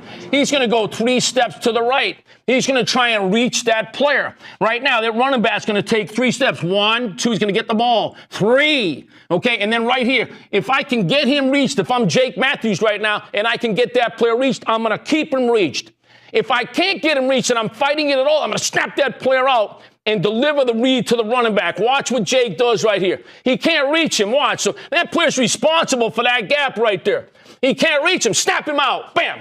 And now the running back's looking right there. 1, 2, 3. I'm looking right there. Is that guy reached? No, he snapped him out. Okay, so what does that mean right now? Same thing for these 2 right here. Okay, so the right guard and the center are working a single right there to the front side linebacker. These guys are cutting on the backside. They're delivering the read right here. So if I'm Jake right there, okay, Jake Matthews, I'm like this right here. Okay, I'm here. Okay, I'm running as hard as I can to reach him. My intent is to reach and get the ball outside, get the ball to run out here. Okay, and now on my 3rd step, I'm like, okay, I have to relay to the back. 1, 2, 3. I can't reach him. Swap! And I drive him out with everything I have. Okay, and that's delivering the read for the back. Same thing between Pat and Matt right there. All right? Those 2, okay, deliver the read. Watch Matt right now. Matt's trying to reach right here. Oh, I'm going to reach him. I'm going to reach him. I can't reach him. Snap him out. Ball's out. And I know that's one of your favorite things in the world to see is the maroon and white scoring an 80-yard touchdown against those characters right there. Watch again now. Okay, deliver the read. So watch now. You're going to see the center right here. Okay, I'm going to show you this one right now. Watch. Okay, we're going to run zone to the left. Okay, he's going to be in a single right now. Now watch. He's the center right here. So he's going to do that. Let me play it for you. So now he's trying to reach. They're reaching. They're in a single. If I can't reach it, I'm going to push it over. Push it over. He pushed it over. And now the read's going from here. I'm him. He starts right there. The back starts there. He can't reach him. He snaps him out. The read comes right back to him. So the read goes from there to there. And now the running back sees this read. He pushes it over. Bam. Now you're going to seam it. So it all comes down. If I'm the center right now, you tell the center right now, yeah, you're the uncovered player on the double team. I talked about that 2 weeks ago. So if you're the center, right, you're running for this now. So just like you see it right now, the left guard right here, Sam, is blocking that player. I'm the center. I'm trying to take it over. On my 3rd step, if I can't take it over, I'm going to push it over. And he pushes it over. He pushes it over, bam, and then he climbs up to the backer. So now the running back says, okay, that's not there. He puts his foot down. It comes right back to that read. Pouncey pushes it over. He rips the ball right behind Pouncey.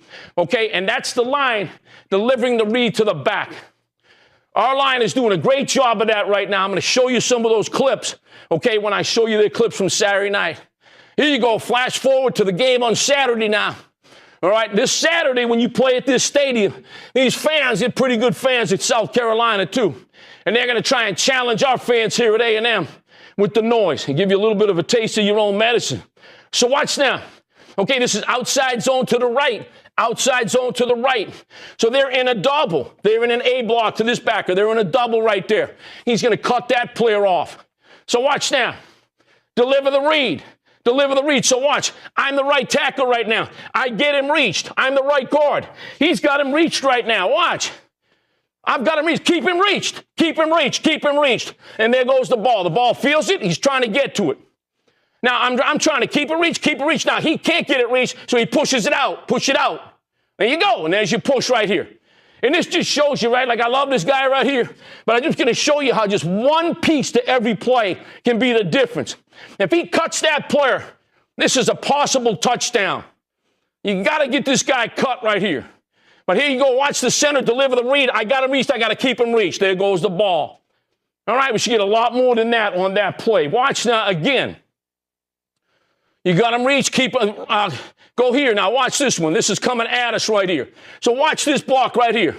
I get him reached. Okay, so the running back's reading that player right there. They're delivering the read, right? So I'm the right tackle. I push it. Right guard. Keep him reached. So I'm the right guard right now, just like you saw Pouncey a minute ago, push it over. Now when he runs for the midline right here, he says, I got it reached. I'm going to keep it reached. Keep it reached. Now when you watch the tackle right here, right, I got it reached. I'm going to try and reach 50.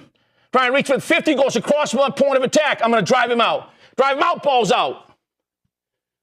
And that's why, so you see, right, that's why all of these players, if you look at them, a good oiled machine on offense when you're running the football, right, these guys are at the same angle. Like when you watch the running back and the line, they'll all be at the same angle. If he's running downhill, they'll be at the same angle. If he's running outside, they'll be at the same angle. That's exactly what you see right there to start that play. Read delivered, ball's out. That's why the timing, right, of where the back is in relation to the line, what his depth is before the ball snapped is very important, obviously, and his tempo, right? Medium to it, fast through it, fast to it, fast through it. All of those things are being said to the back. Okay, here you go again, right? So watch the right tackle. We're in outside zone right now. The back's going to read that player to that player, deliver the read. Watch, he's going to try and reach that player right there. All right, we're going to drop it right there. If you want the rest of that content, go to TexAgs.com and become a premium subscriber. All right, we're going to hit a break here. When we come back, we'll start the fan show a little early because Alyssa Lang is going to join us at the end of the 10 o'clock hour. Right now, FBS Appliance and their team of experts are here to help you with the appliances that make your house a home. They carry all the top brands to make your life easier, and they make the appliances to fit any budget. They've been taking care of Texas since 1988, and they have all your trusted brands like Bosch, with an expert staff and trained installers to guide you through your purchase, because FBS Appliance wants to be your trusted appliance store. Visit any of their 8 showrooms across Texas. They've got one right here in College Station on Welburn, or visit them online, factorybuilderstores.com. That's factorybuilderstores.com. It's FBS.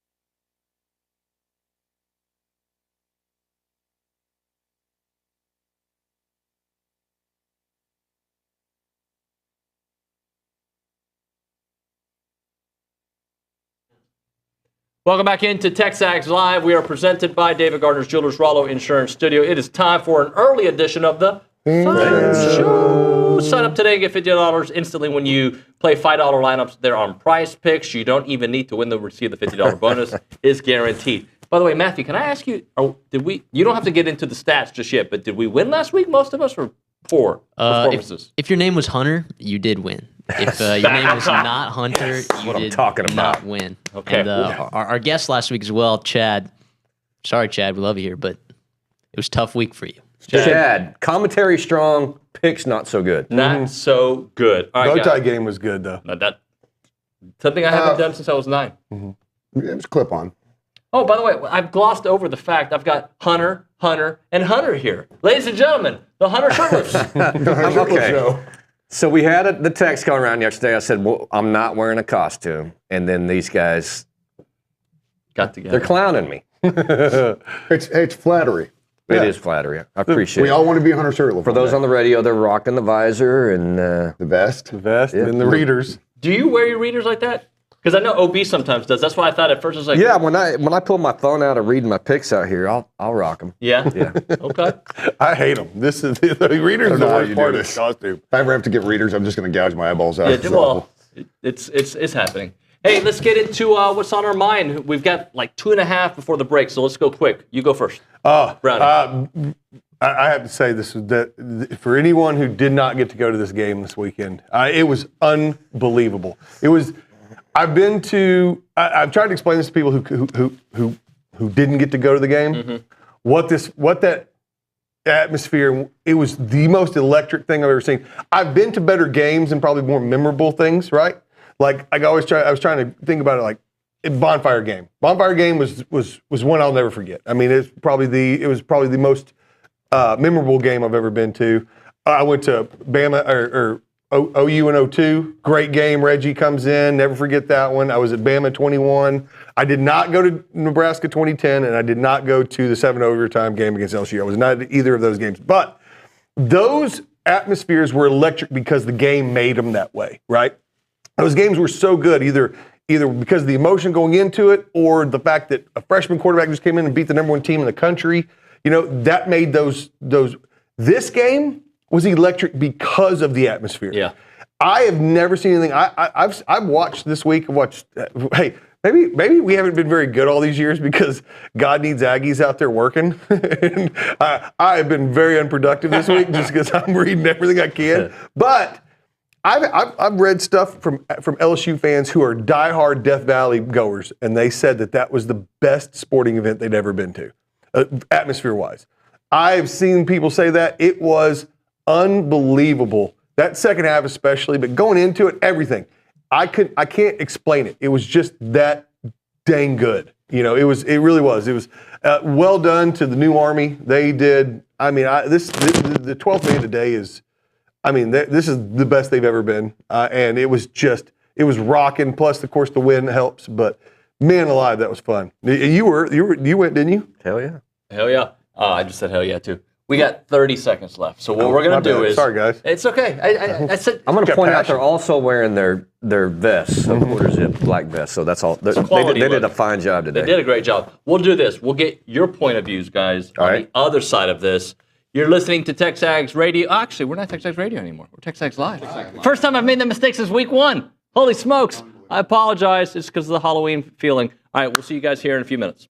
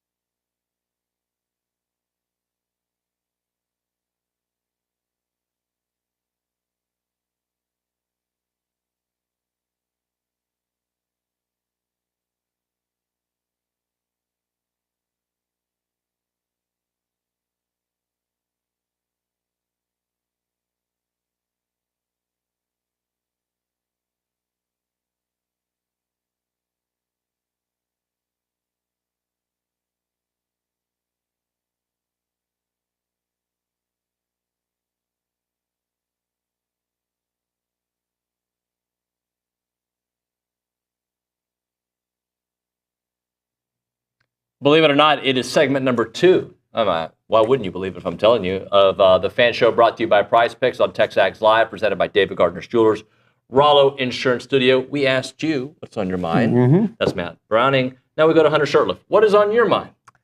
Well, Matt was talking about all the good, and I put it in my top 5 or 6 games at Kyle Field of all time.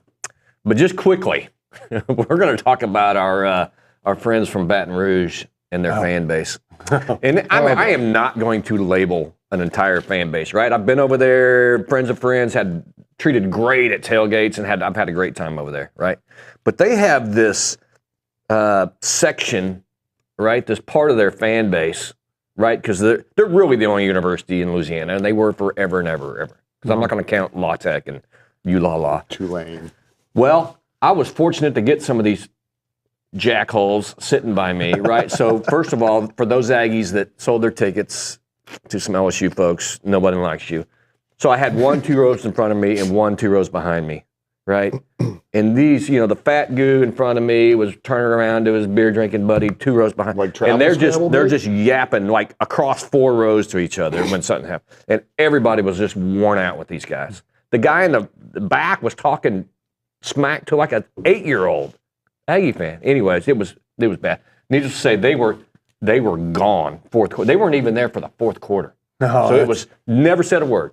Right? I never said a word to them. I just let them be, you know what. But here we go. What's on my mind? And we were kind of talking about, next week during the break. A lot of stuff going on next week. Did you know that Tuesday there's a presidential election? Yes, there is. Yeah, and I mean big state election, local elections. I have my wife's running for re-election in Bryan. It's a big day. Yeah. You know why it's even a bigger day? Tell me more. Because it's the first day of the college football playoff rankings. That's right. Right? So you tell me, at least in SEC country, how many people are going to be watching the college football playoff selection show, or at least the first ranking show, over election results? And I'm going to say it's going to be a pretty big number because it just means more. It's higher on my list than the presidential election. So, yeah. So right now, if A&M beats South Carolina, and still an if, we got to break down the whys behind it. If they are going to be on that list, right? They're going to be. Oh, yeah. They'll be on that list. Absolutely. Are we sure? Yeah.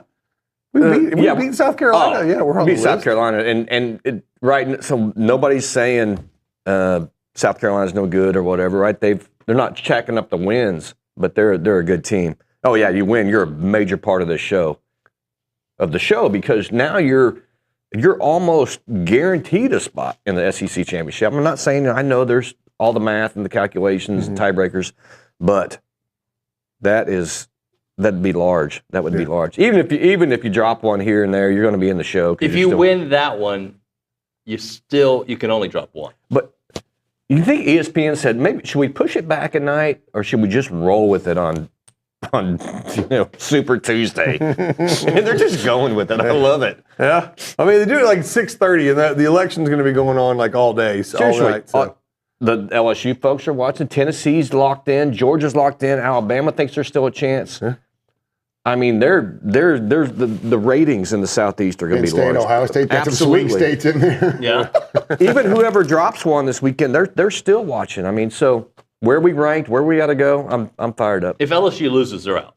If they lose, is it this week? No, it's next weekend. They got to buy. Yeah, they got to buy. Basically, next week, the 9th, the LSU Alabama game is elimination. It's an elimination game. 100%. Yeah.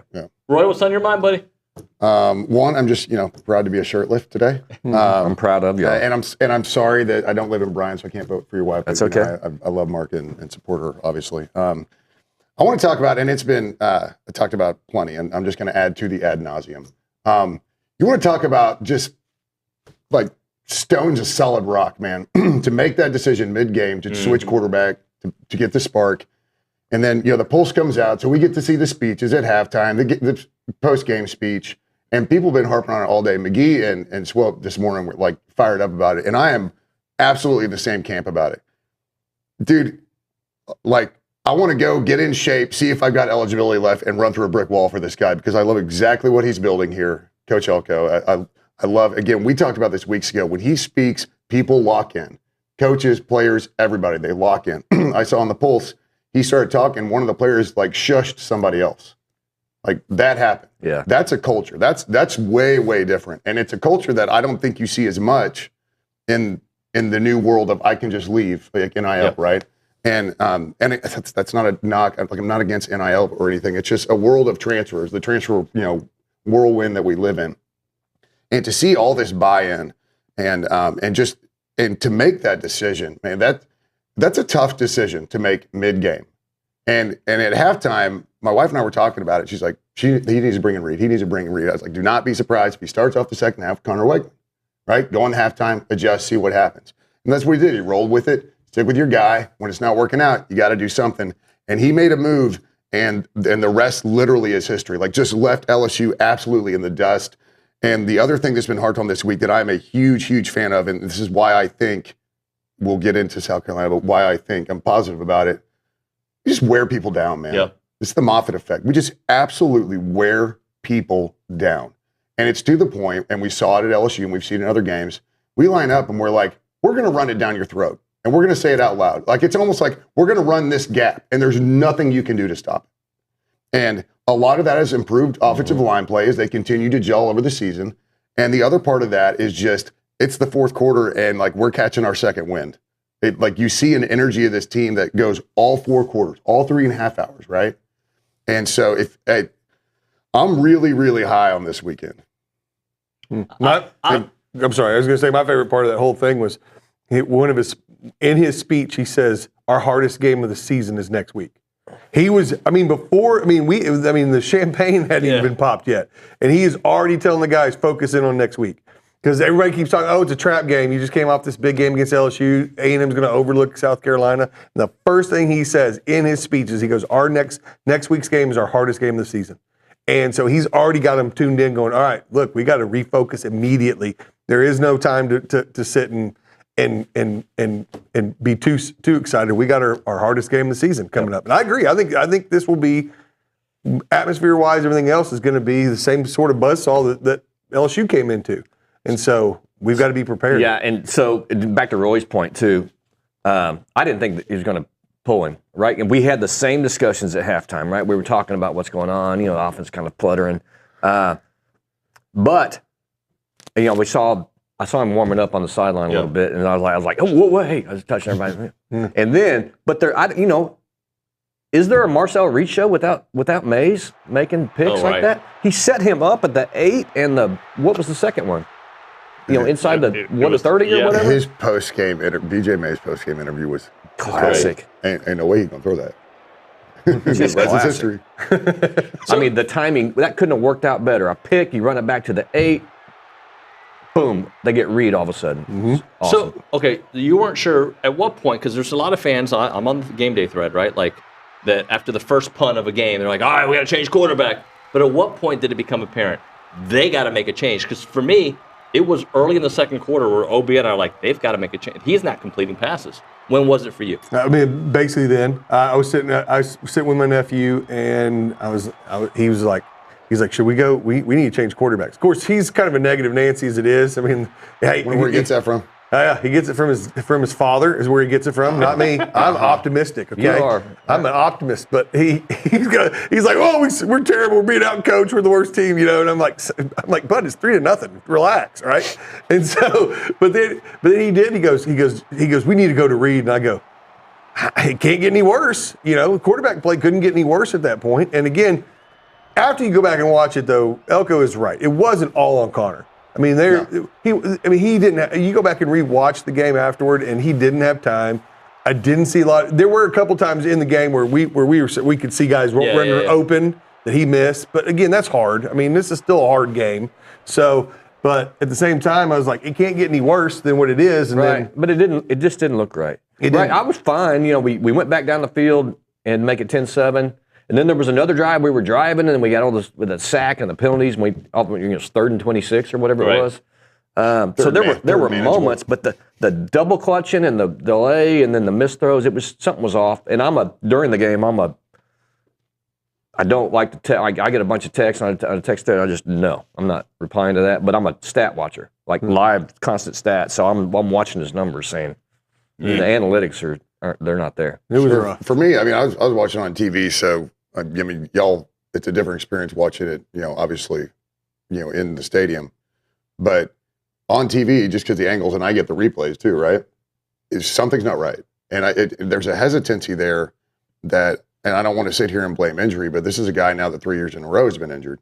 And I thought the cut that he made on the run, y'all talked about it a little bit earlier this morning. I thought that was a big one when, I think it was with OB, he ran, and had he gone left, he's gone for 20. And for some reason, he cuts right. And into traffic, yeah. Into traffic, and that's a decision that we've seen him make right so many times. So I don't know if he's a little gun shy right now, or if I just don't know what's going on, honestly. And so I thought, regardless of me saying, yeah, he needs to make a change now, I get why he rolled with him for an entire half. It was 17-7. It's not like we were getting our doors blown off, right? Give him a shot in the second half, see if we can make an adjustments. And then, so I get the timing of it. I'm okay with when he pulled it. And obviously because, results, hindsight being what it is. But that's how kind of you always generally see it, unless if the game had gotten away from us, or if he was like 0 for 17, with 2 picks, I get it. But again, Elko's seeing things that we're not seeing until we go back and watch it a handful of times. It wasn't all on Connor. Connor wasn't why we were down 10 points, right? Well, no, but the offense didn't move the ball, right? And the offense as a whole was stagnant. I think he had 4 completed passes in the first half, right? And you got to complete passes to open up the run game. You have to. And they just weren't able to do that. And then the inverse of it was the run game opened up the passing the couple times that Marcel did it, because they were so worried about what he was going to do with his legs. Yeah. Right, and that's the other hitch too. We run a lot of zone read, right? And so if you're not going to read the play, if Connor's not a threat of a run on those, that hurts your running game too. That's one less person you have to have devoted to that. Can we talk for a minute about the run game beyond Marcel too? Because what Le'Veon has done this year, what Amari does every time he gets his opportunities, Amari runs hard, man, and he didn't just lead them in running. He had 91 rushing yards. He was phenomenal with it, even after contact. Yeah, so even before Marcel came in, we had 100 yards rushing at halftime. So even in the first half, so it's not as if we just started gashing them in the second half. Those guys were running hard from the get-go. And so, having Marcel come in helped open that up, but for him even more. But those guys are. It's true. I was listening to Coach Elko's show last night from Rudy's, and he was talking about unsung heroes and talking about Amari Daniels.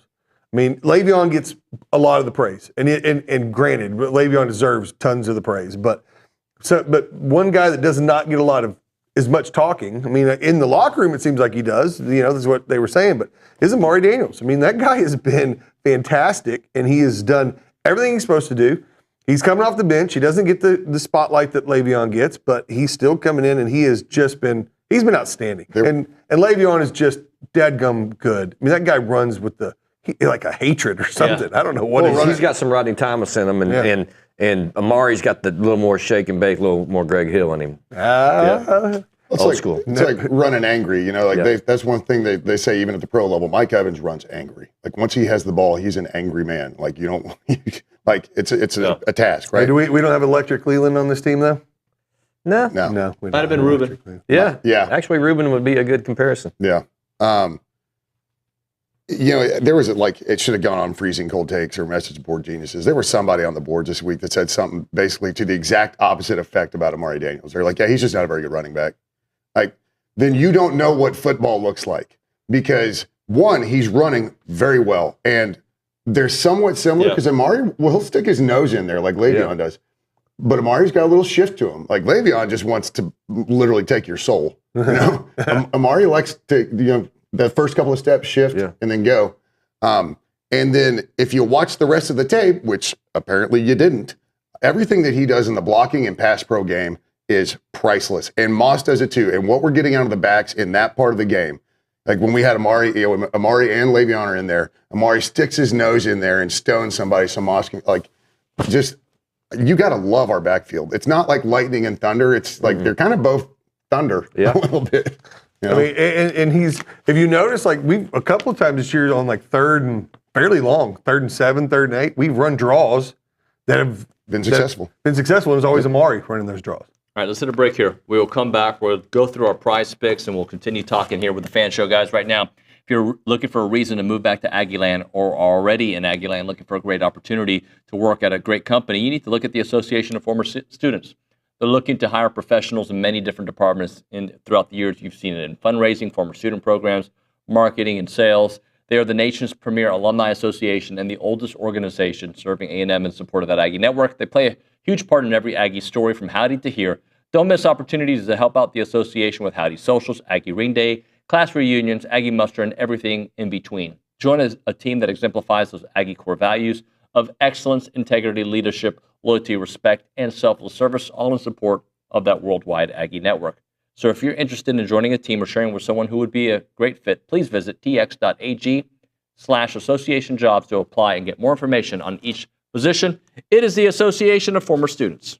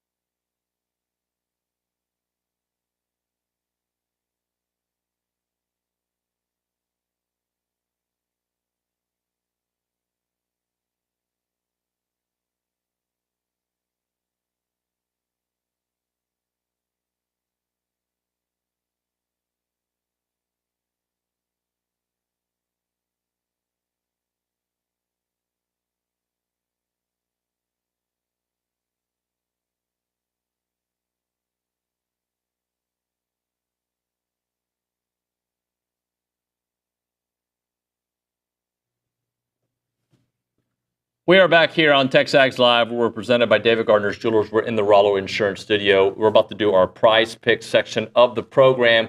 We go to the Angry Elephant News and Social Center. Matthew Dawson's there. Matthew, I know you got some information to provide the audience first, though.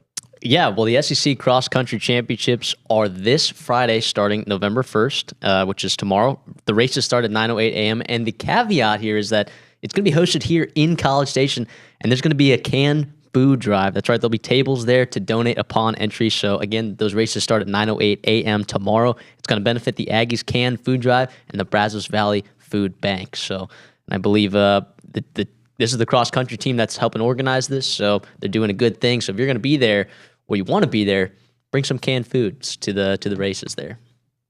All right, let's get into some of these picks, if you will. Well, here we go. First of all, prize picks, if you're going to play, how about you deposit some money, play $5, and then you immediately get free $50 using code TexAgs. So make sure that you guys, if you want to sign up for prize picks, which you should, and everyone at this table would tell you the same thing, make sure you're using code TexAgs. So let's get into this. We're going to be picking more than less thans on some player squares today. So let's start it off with the quarterbacks. Jackson Dart, is he going to have more than or less than 289.5 passing yards against Arkansas? That's a tough one. I think Arkansas's defense is better than people think when their offense is moving. I'm going to go less than. I'm going to say less as well, just because I think that Arkansas does do a good job in the pass game. Yeah, he's hitting this mark more. Yeah, I'm having such a hard time with Jackson Dart this year. I'm going to go more. All righty. How about the next one? Let's go to Ohio State, Penn State, one of the premier matchups of the weekend. Will Howard, the quarterback for Ohio State, is he going to have more than or less than 230.5 passing yards? I'm going to stay pessimistic on them. Less. He's only thrown for more than that. I've done it a couple times this year. I'll go more than. Even though I think both teams have some injury situations. And they've struggled to run the ball as of recent. Nebraska, they had a tough time running the ball. They had a tough time running the ball against Oregon. Yep. I'll go more than. No doubt. I'm going to go less for Will Howard. Yeah, I got less. All right, here, let's move over to Clemson. Cade Klubnik playing good football right now, playing against Louisville at home. Is he going to have more than or less than 280.5 passing yards? More. Yeah, I'm going more as well. If you look at what he's done, let's see, against Virginia, 308, 309 against Wake, 235 only against FSU, 255 Stanford. The number is what, 280? You know what? I'm changing. I'm going less than. Yeah, that's my initial reaction, was a less than, but man, Louisville has given up some yards and points this year. No, yeah. So I don't love that pick. I'm going more. Yeah, Louisville's bleh. Yeah, they don't play great defense, but also Clemson hasn't played a lot of great defenses themselves, aside from Georgia, who kind of gave them the business a little bit there. But I guess I also forgot to kind of recap last week. Right let's now, do that. First place, Hunter storms back into first place, touting a solid record of 44-48. And you know what? You had a good week, 8-4 last week. The rest of the table not so good. Matt, I believe you went 3-9, kind of led the charge there. At the bottom of the barrel, and then David went 4-8, and Roy went 5-7. So I believe David sits in second place right now. Roy sits in third, and then Matt, you're bringing up the rear. Let's go. Here. So Roy storming back. I'm on the podium, baby. He's on the podium after. Yeah, it's been back and forth all year. I'm either fourth or third. So this is going to kind of come down to the wire. I'm either second or last. Yeah. I have a good week or a terrible week. Well, let's hope we turn around. Also, fun little note, last week, the reason why Hunter did so well is he took all these less thans. If you were to take just less than on every single one last week, you would have gone 10-2. Really? Yeah. Huh. Kind of a crazy week there. You don't really see that very often, but let's move on. Let's continue to talk about quarterbacks here. Lenore Sellers going to be playing against Texas A&M. They're going to be traveling there. 164.5 passing yards. You're going to have more than or less than that number. Have we held a quarterback under that number yet this year? I don't think we have. We've last few quarterbacks we played have gone well over that. He's going to have to throw the ball because I think A&M is so good at stopping. I'm going to say more. Yeah, I'm going to go more than. Yeah, that's our weakness on defense, right? I'm going more. That number's just too low. Riley Leonard did have less than that total, so it has happened. Oh, okay. At some point this year. So one time. So y'all are all saying more? Yes. All righty. We're going to go over to Arkansas, who's playing Ole Miss. And Braylon Russell, kind of a phenom running back that's kind of come out of there right now. Is he going to have more than or less than 60.5 rushing yards? I'm going to say less because he splits a lot of carries. And, yeah, I'm going less. I'm going less as well. I'm going more on this one. I'm actually going more as well. Ooh, kind of split table right here, half and half. Hunter Roy versus David Matt. All right. Well, let's see if we're going to get some more divisiveness here with this one. Ashton Genty, running back for Boise State, quote unquote off game last week, 128 yards, a touchdown. Called it. Another one that came back. Yeah, David, you did call the less than on that one. Did I? That number was bigger last week. That was like 194. This one's 182.5 against San Diego State. I'm going more. You can't, just because that guy's that good. I don't know anything about San Diego State's defense. Can you tell me something?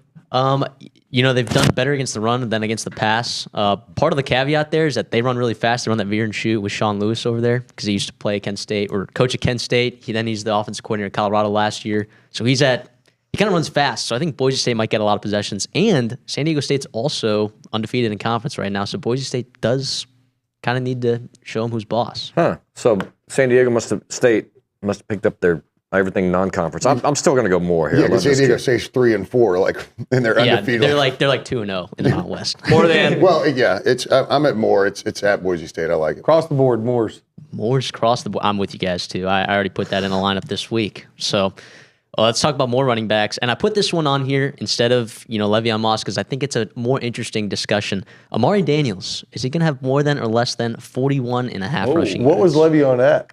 Le'Veon is at 82.5. Ooh, I'll do like this one. I'm going to go more. We need Amari, and Amari's been playing better every week, so I'm going more. Let's see. Struggling with this one. Really tough, yeah. I'm going to go more than. I don't think it'll be significantly more than, but I'm going more than. How much does this depend? How much does this depend too on the quarterback that's playing in this game? That plays a role in it, but I also say this: if we know that passing on South Carolina is going to be tough, and the one part of their defense that hasn't been tested is their rush defense, I say they're going to run the ball down their throats. They're going to try at least run up the middle, and he's going to get some opportunity. So I'm going to go more than.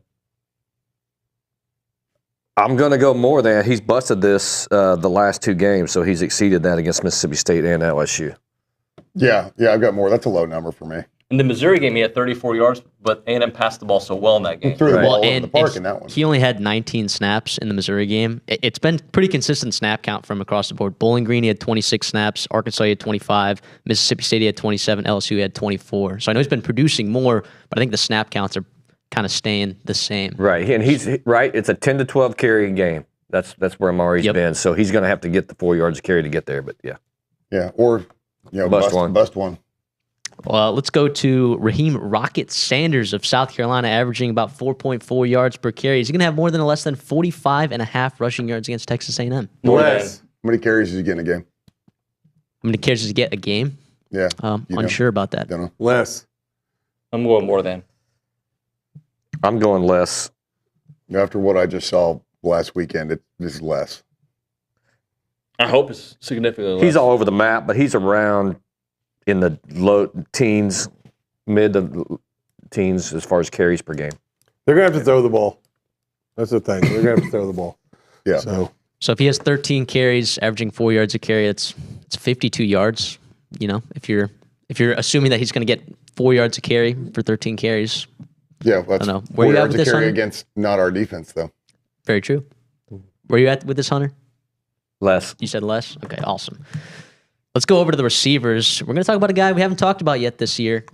Stud wide receiver for Louisville, formerly an Alabama player, caught game-winning touchdown against Auburn. Not the 4th and 31, but the Bryce Young Heisman Trophy year.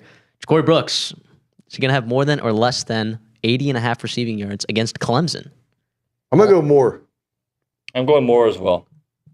Yeah, he's really good. More. He's really good, and Louisville's probably going to be playing from behind. I've got more. Also, another note, Colin Lacey, one of their wide receivers, transferred from South Alabama that I know Texas A&M was recruiting for a bit there. He actually opted out the rest of the season because he was hurt at the beginning, played a couple games, so now there's going to be an even bigger role for Ja'Cory Brooks probably moving forward. So interesting caveat there. Then the other side of it is now they can focus on it more depending on, it goes both ways, I guess. Yep, so everyone's on a more there across the board? Yep. Let's go to the Penn State tight end, stud player, Tyler Warren, does everything, running, passing, you name it. Is he going to have more than or less than 54.5 receiving yards against Ohio State? Less. Yeah, I'm going less than. I mean, he's their leading receiver. He doubles up what the next one has, but still, a lot of those were kind of puffed up by the USC game. I'm going less. I'm going more because I can't vote against the Ty Warren. Yeah, good call. Yeah. And he also, that quarterback situation, Bo Pribula played pretty well when Drew Aller went down. I don't know the status of Aller's health heading into this weekend, so something to monitor there, I guess, if you're looking at this line or this number. Josh Simon, the tight end for South Carolina, is he going to have more than or less than 25.5 receiving yards against Texas A&M? That's basically 2 catches for him. 3. I'm going to say more. I'm going to say less. I like it. I like the way I think. I like the way you feel. Yeah, when I'm right. I Oh love the way my I think. gosh. You don't because you went more. That's Just tough. because I went more doesn't mean I can't like what You can David appreciate thinks. it.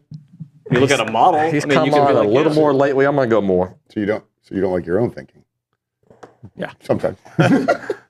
Roy, what yeah, I got less. Less? Yeah. I'll say I was talking to Chris Phillips yesterday of SEC Unfiltered and being the South Carolina fan. He really likes this more than, I'm not sure. I'm a little bit less optimistic than him, but something to add in there.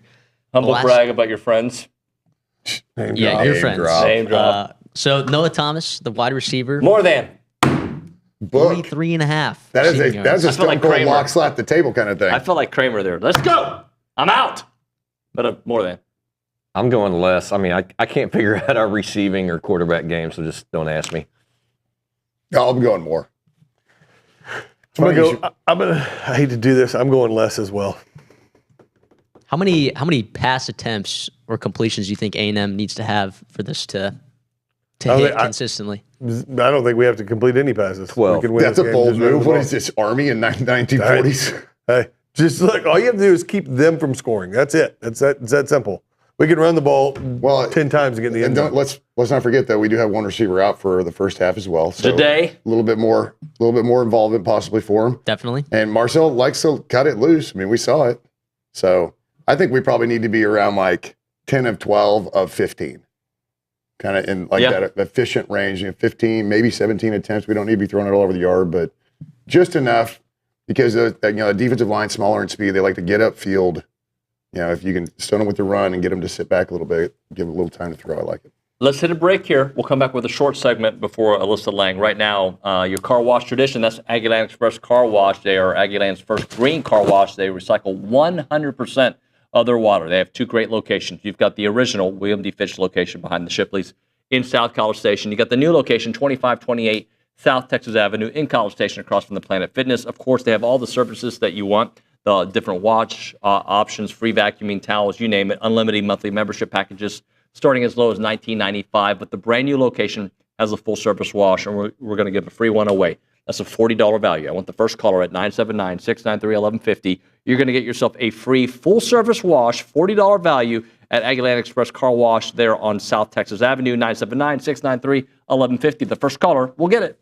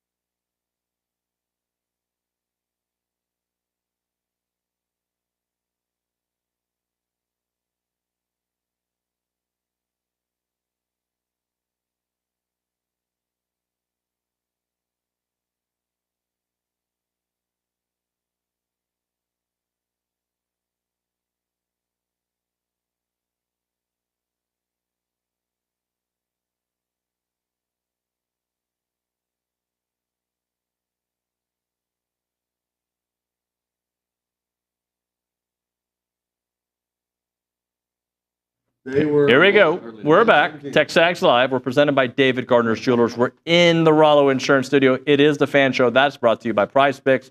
We go to the Angry Elephant News and Social Center. Juan's there for some text messages for the group. Yes, I've got Matt in San Angelo. He's saying, David, as much as I think South Carolina is going to overload the box and blitz Reed, he needs to use his backs and tight ends as hot routes and as extended run plays, which should loosen up that D for the run.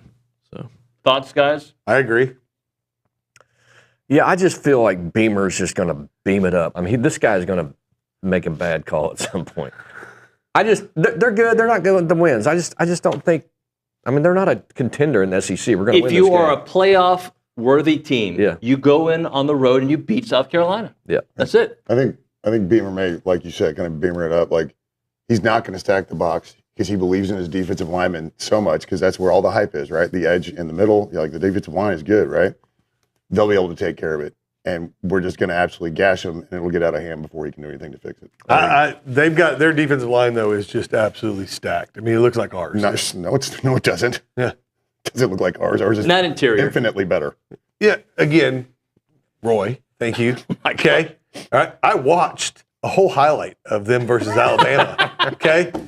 And they look pretty good. Okay. So this would be the best front seven we've played against. I don't think there's any denying that, except for what they play with against every single week in practice. Yeah. So again, I do think I don't think our offense is going to have an explosion. But what everybody keeps talking about is they keep talking about the matchup between their defense versus our quarterback situation, whatever it is. No one's talking about our defense versus their offense, which their offense is giving up more sacks than anybody else in the SEC. Sure. And tackles for loss. And their quarterback. Bad combo. But you know what, guys? Yes, everything you said is yes.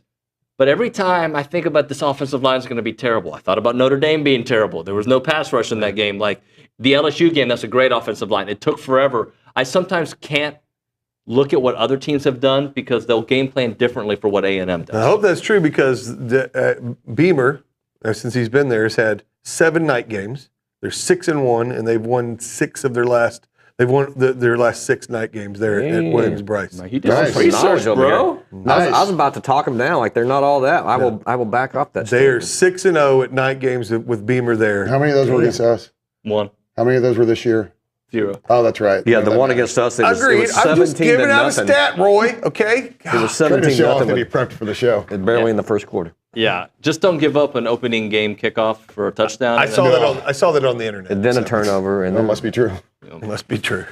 Juanito, what else do you have for us? Well, I've got, let's see, Chase in Houston. He's saying, Preach Hunter, those corn doggers are some of the biggest of work that there is in sports. They're on Texas fan level of hate. Talking about LSU there. Yeah, the LSU fan, the corn dogs. I'm telling you, there's a large section of that fan base that sucks. They're bad. Yeah, again, with them, you just kind of feel sorry for because they don't know any better. And the Texas fans are still worse. Gentlemen, thank you very much. Appreciate you. Thanks, buddy. All right, we got to hit a break here. Happy Halloween. Happy Halloween, Hunters. When we come back on TexAgs Live, Alyssa Lang from the SEC Network and ESPN will be joining us. She went to South Carolina to get her thoughts on this matchup. Right now, a moment for Caldwell Country Chevrolet, Highway 21 in Caldwell, online at caldwellcountrychevrolet.com. They're locally owned and operated by Aggie alumni. They have complimentary pickup and delivery for their service customers, and they also have complimentary oil changes for life as long as you own that vehicle through Caldwell Country Chevrolet. They're a proud supporter of Aggie Athletics. They have a strong, committed sales staff with many years of experience satisfying customer needs. They'll get you the right price, the right trade-in value, and I've already told you about their great customer service. It's not a far drive. We're talking 15 minutes, the edge of Bryan to the beginning of Caldwell. Short conversation away, but you'll see the difference when you step on the lot and do business with the great people there at Caldwell Country Chevrolet. Highway 21 in Caldwell, online, caldwellcountrychevrolet.com.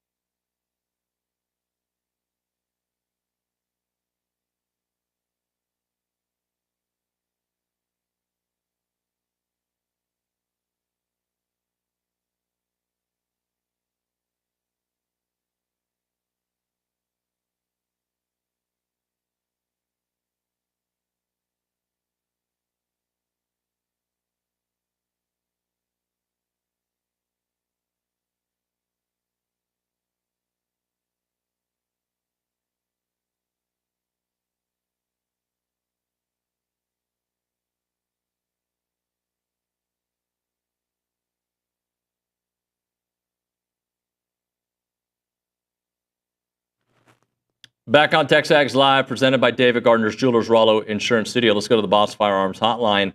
Alyssa Lang joining us, good friend of the show. Alyssa, I don't think you've seen the new studio. How are you? I think I'm on mute. There we go. I don't think I have either. When I was there week 2, I think Billy had mentioned that y'all had just finished building it, and I didn't get to stop by. So, wow. Yeah, it's pretty cool. Look at that. Yeah, it's pretty cool. Nick, can you show the far version? Oh, you are. Okay, there you go. Yeah, we're pretty pumped about it. Hey, awesome. I'm super nervous for A&M against your South Carolina Gamecocks because of that defense scares me. But Juan over here has got friends at South Carolina, and they're saying the same thing about A&M's defense. They're super worried about this A&M defense. Yeah, it's funny because I feel like A&M and South Carolina fans are literally doing the Spider-Man meme right now. They're pointing at each other for how they feel about this game. I like A&M in this one, and I know I'm not supposed to say that, but with the broadcaster hat on, fan hat aside, I remember seeing that team up close week 2, coming off the Notre Dame game. It was McNeese State, but still seeing what Coach Elko was building, talking to some of the players just about what their expectations were for the season, knowing how much talent they had then, and watching it only get better and better and better week after week after week. We say it all the time. If you have 2 quarterbacks, you don't have any. I don't think that's the case with Texas A&M. And I think that was proven against LSU. You mentioned the defense. South Carolina's defense, incredible. Up there with A&M, with Ole Miss as far as sack leaders in the country. But South Carolina's offensive line has also given up the second most sacks in FBS with just Oklahoma behind them. I think the number's at 32 at this point. When it comes to the SEC in these matchups, we talk about it till we're blue in the face. Trench play is the name of the game. If A&M and South Carolina are equal on the defensive front, I'm not sure that they're as equal on the offensive front. So that's where I give A&M a little bit of an edge, but I think it's going to be a defensive showdown. I'm not sure there's going to be a ton of points scored by anybody on Saturday in Columbia. Well, one of the thoughts from an A&M perspective is, and Olin said it earlier in the show, is if A&M doesn't turn the ball over, A&M should win because that's how South Carolina sets up their offense, is really with the short field. When South Carolina fans this week have asked me, what is the formula for the Gamecocks to get a win? The defense scoring points off of turnovers is what I come to time after time after time. I had South Carolina's game at Oklahoma, started the game with a pick 6. Defense put 6 on the board for you immediately. They ended up scoring another touchdown. Tonka Hemingway, scoop and score. Now, Oklahoma's a very different offense than Texas A&M is, let's be honest. And Texas A&M has done a really good job as it relates to the Southeastern Conference and the numbers when it comes to protecting the football. But it's so funny. I go back to the Spider-Man meme. Whoever is at quarterback for Texas A&M, whoever has the football in their hands, hanging on to it. The same goes for Lenora Sellers and South Carolina on the other side. Lenora Sellers has been known to cough the football up a time or two. I go back to that Kentucky game. I think they put the ball on the ground 3 times and somehow came up with every single fumble. Kentucky wasn't able to capitalize on that.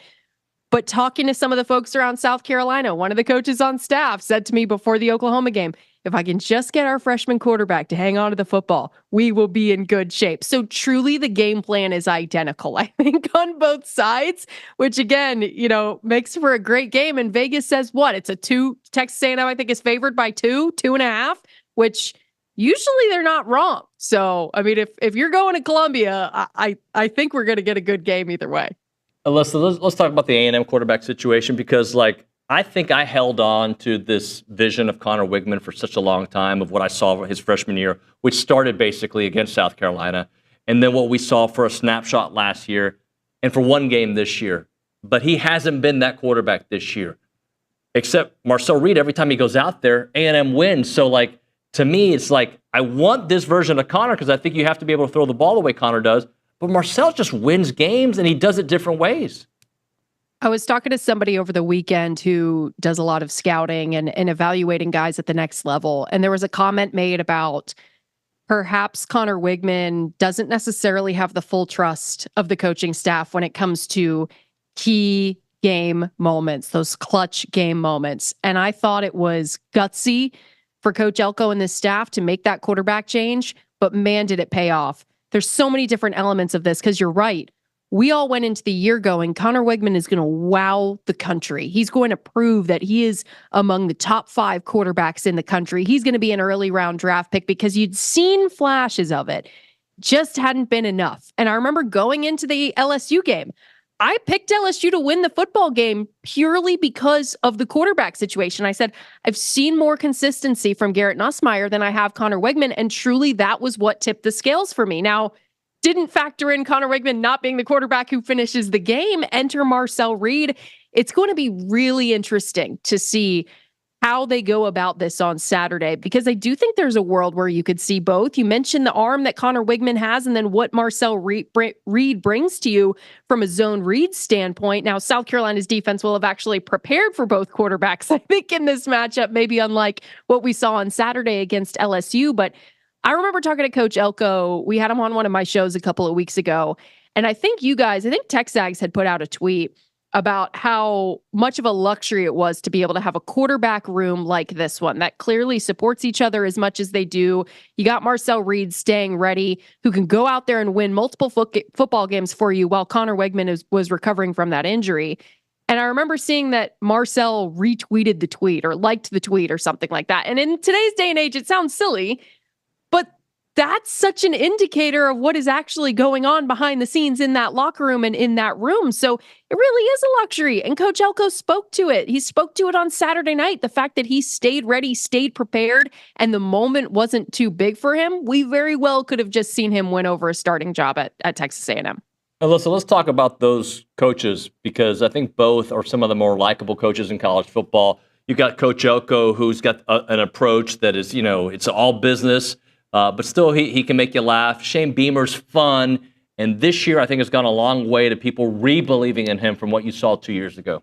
Yeah, I would agree with that. And, we had the discussion yesterday about our early SEC Coach of the Year candidate. And if the season ends now, how can it not be Coach Elko? What he's done just in this first year with, yes, a lot of talent that he inherited, but also a lot of talent that he went out and got. A guy like Nick Scorton, who they take a chance on from Purdue, who's always wanted to play in the SEC. They see enough on tape and they go, yeah, you're going to help us terrorize opposing offenses in the SEC. So I hear a little bit, I say that to kind of go off track from your question a little bit, because I hear some people saying, well, Coach Elko, inherited all of these 5 stars. But, he did inherit some, but also some of them came to Texas A&M because he was the defensive coordinator when he was recruiting some of those guys, certainly on the defensive side of the ball. So all that to say, what he has done in College Station has been awesome to watch. I remember talking to him at Media Days, being really excited about the vision that he had for the program. That only continued when I was there week 2. And I think the guys really buy into the personality that he has bled through this program. You can see it with the way they play. Same with Coach Beamer. And you mentioned it, 2 of the most likable guys in the SEC. I would 100% agree with that. It's hard to root against either of those guys. But this was an important year for Coach Beamer in a different sense. Just knowing that he had been there for 4 years now, knowing that this felt like a make or break season after not making the postseason a year ago. He was in some close games. I think that this is a South Carolina team that has overperformed what the national expectation was for them this season. But I think that he's got this program rolling and believing that they're a lot better than a 3-loss team that shows on their record right now. You go back to that LSU game, the Bama game, Ole Miss, they laid an egg after that bye week. But LSU and Bama, they were in those games, and I think LSU, they probably should have won that game. There were some interesting calls in that game. 2 pick sixes called back. I've never seen that in a football game before. But then to go on the road to Tuscaloosa and almost beat the Tide, it's I think speaks volumes for where Coach Beamer has this program. I don't know who's more likable. Like in the battle of the more likable head coaches we have on Saturday, they're both awesome dudes. Alyssa, thank you so much for your time. We'll do it again, all right? Sounds good. Take care. Alyssa Lang, ESPN and the SEC Network. As always, she is awesome. Love talking to her. All right, that's going to do it for TexAgs Live on a Thursday, a Halloween edition of the program. So tomorrow, this is what I can tell you. I'm going to do the first hour with Olin, all right? And we're going to have Bob Sturm on the show at 8:20. So if you love the ticket in Dallas, you know Bob Sturm. He's got great analysis when it comes to quarterback play. We'll have Bob on the program. Rich is going to take over for me in the last couple hours of the show with Billy Lucci and the final countdown. And SEC Mike, I'm sure he's got a hot sports take or two. That's going to do it for TexAgs Live. We will see you mañana.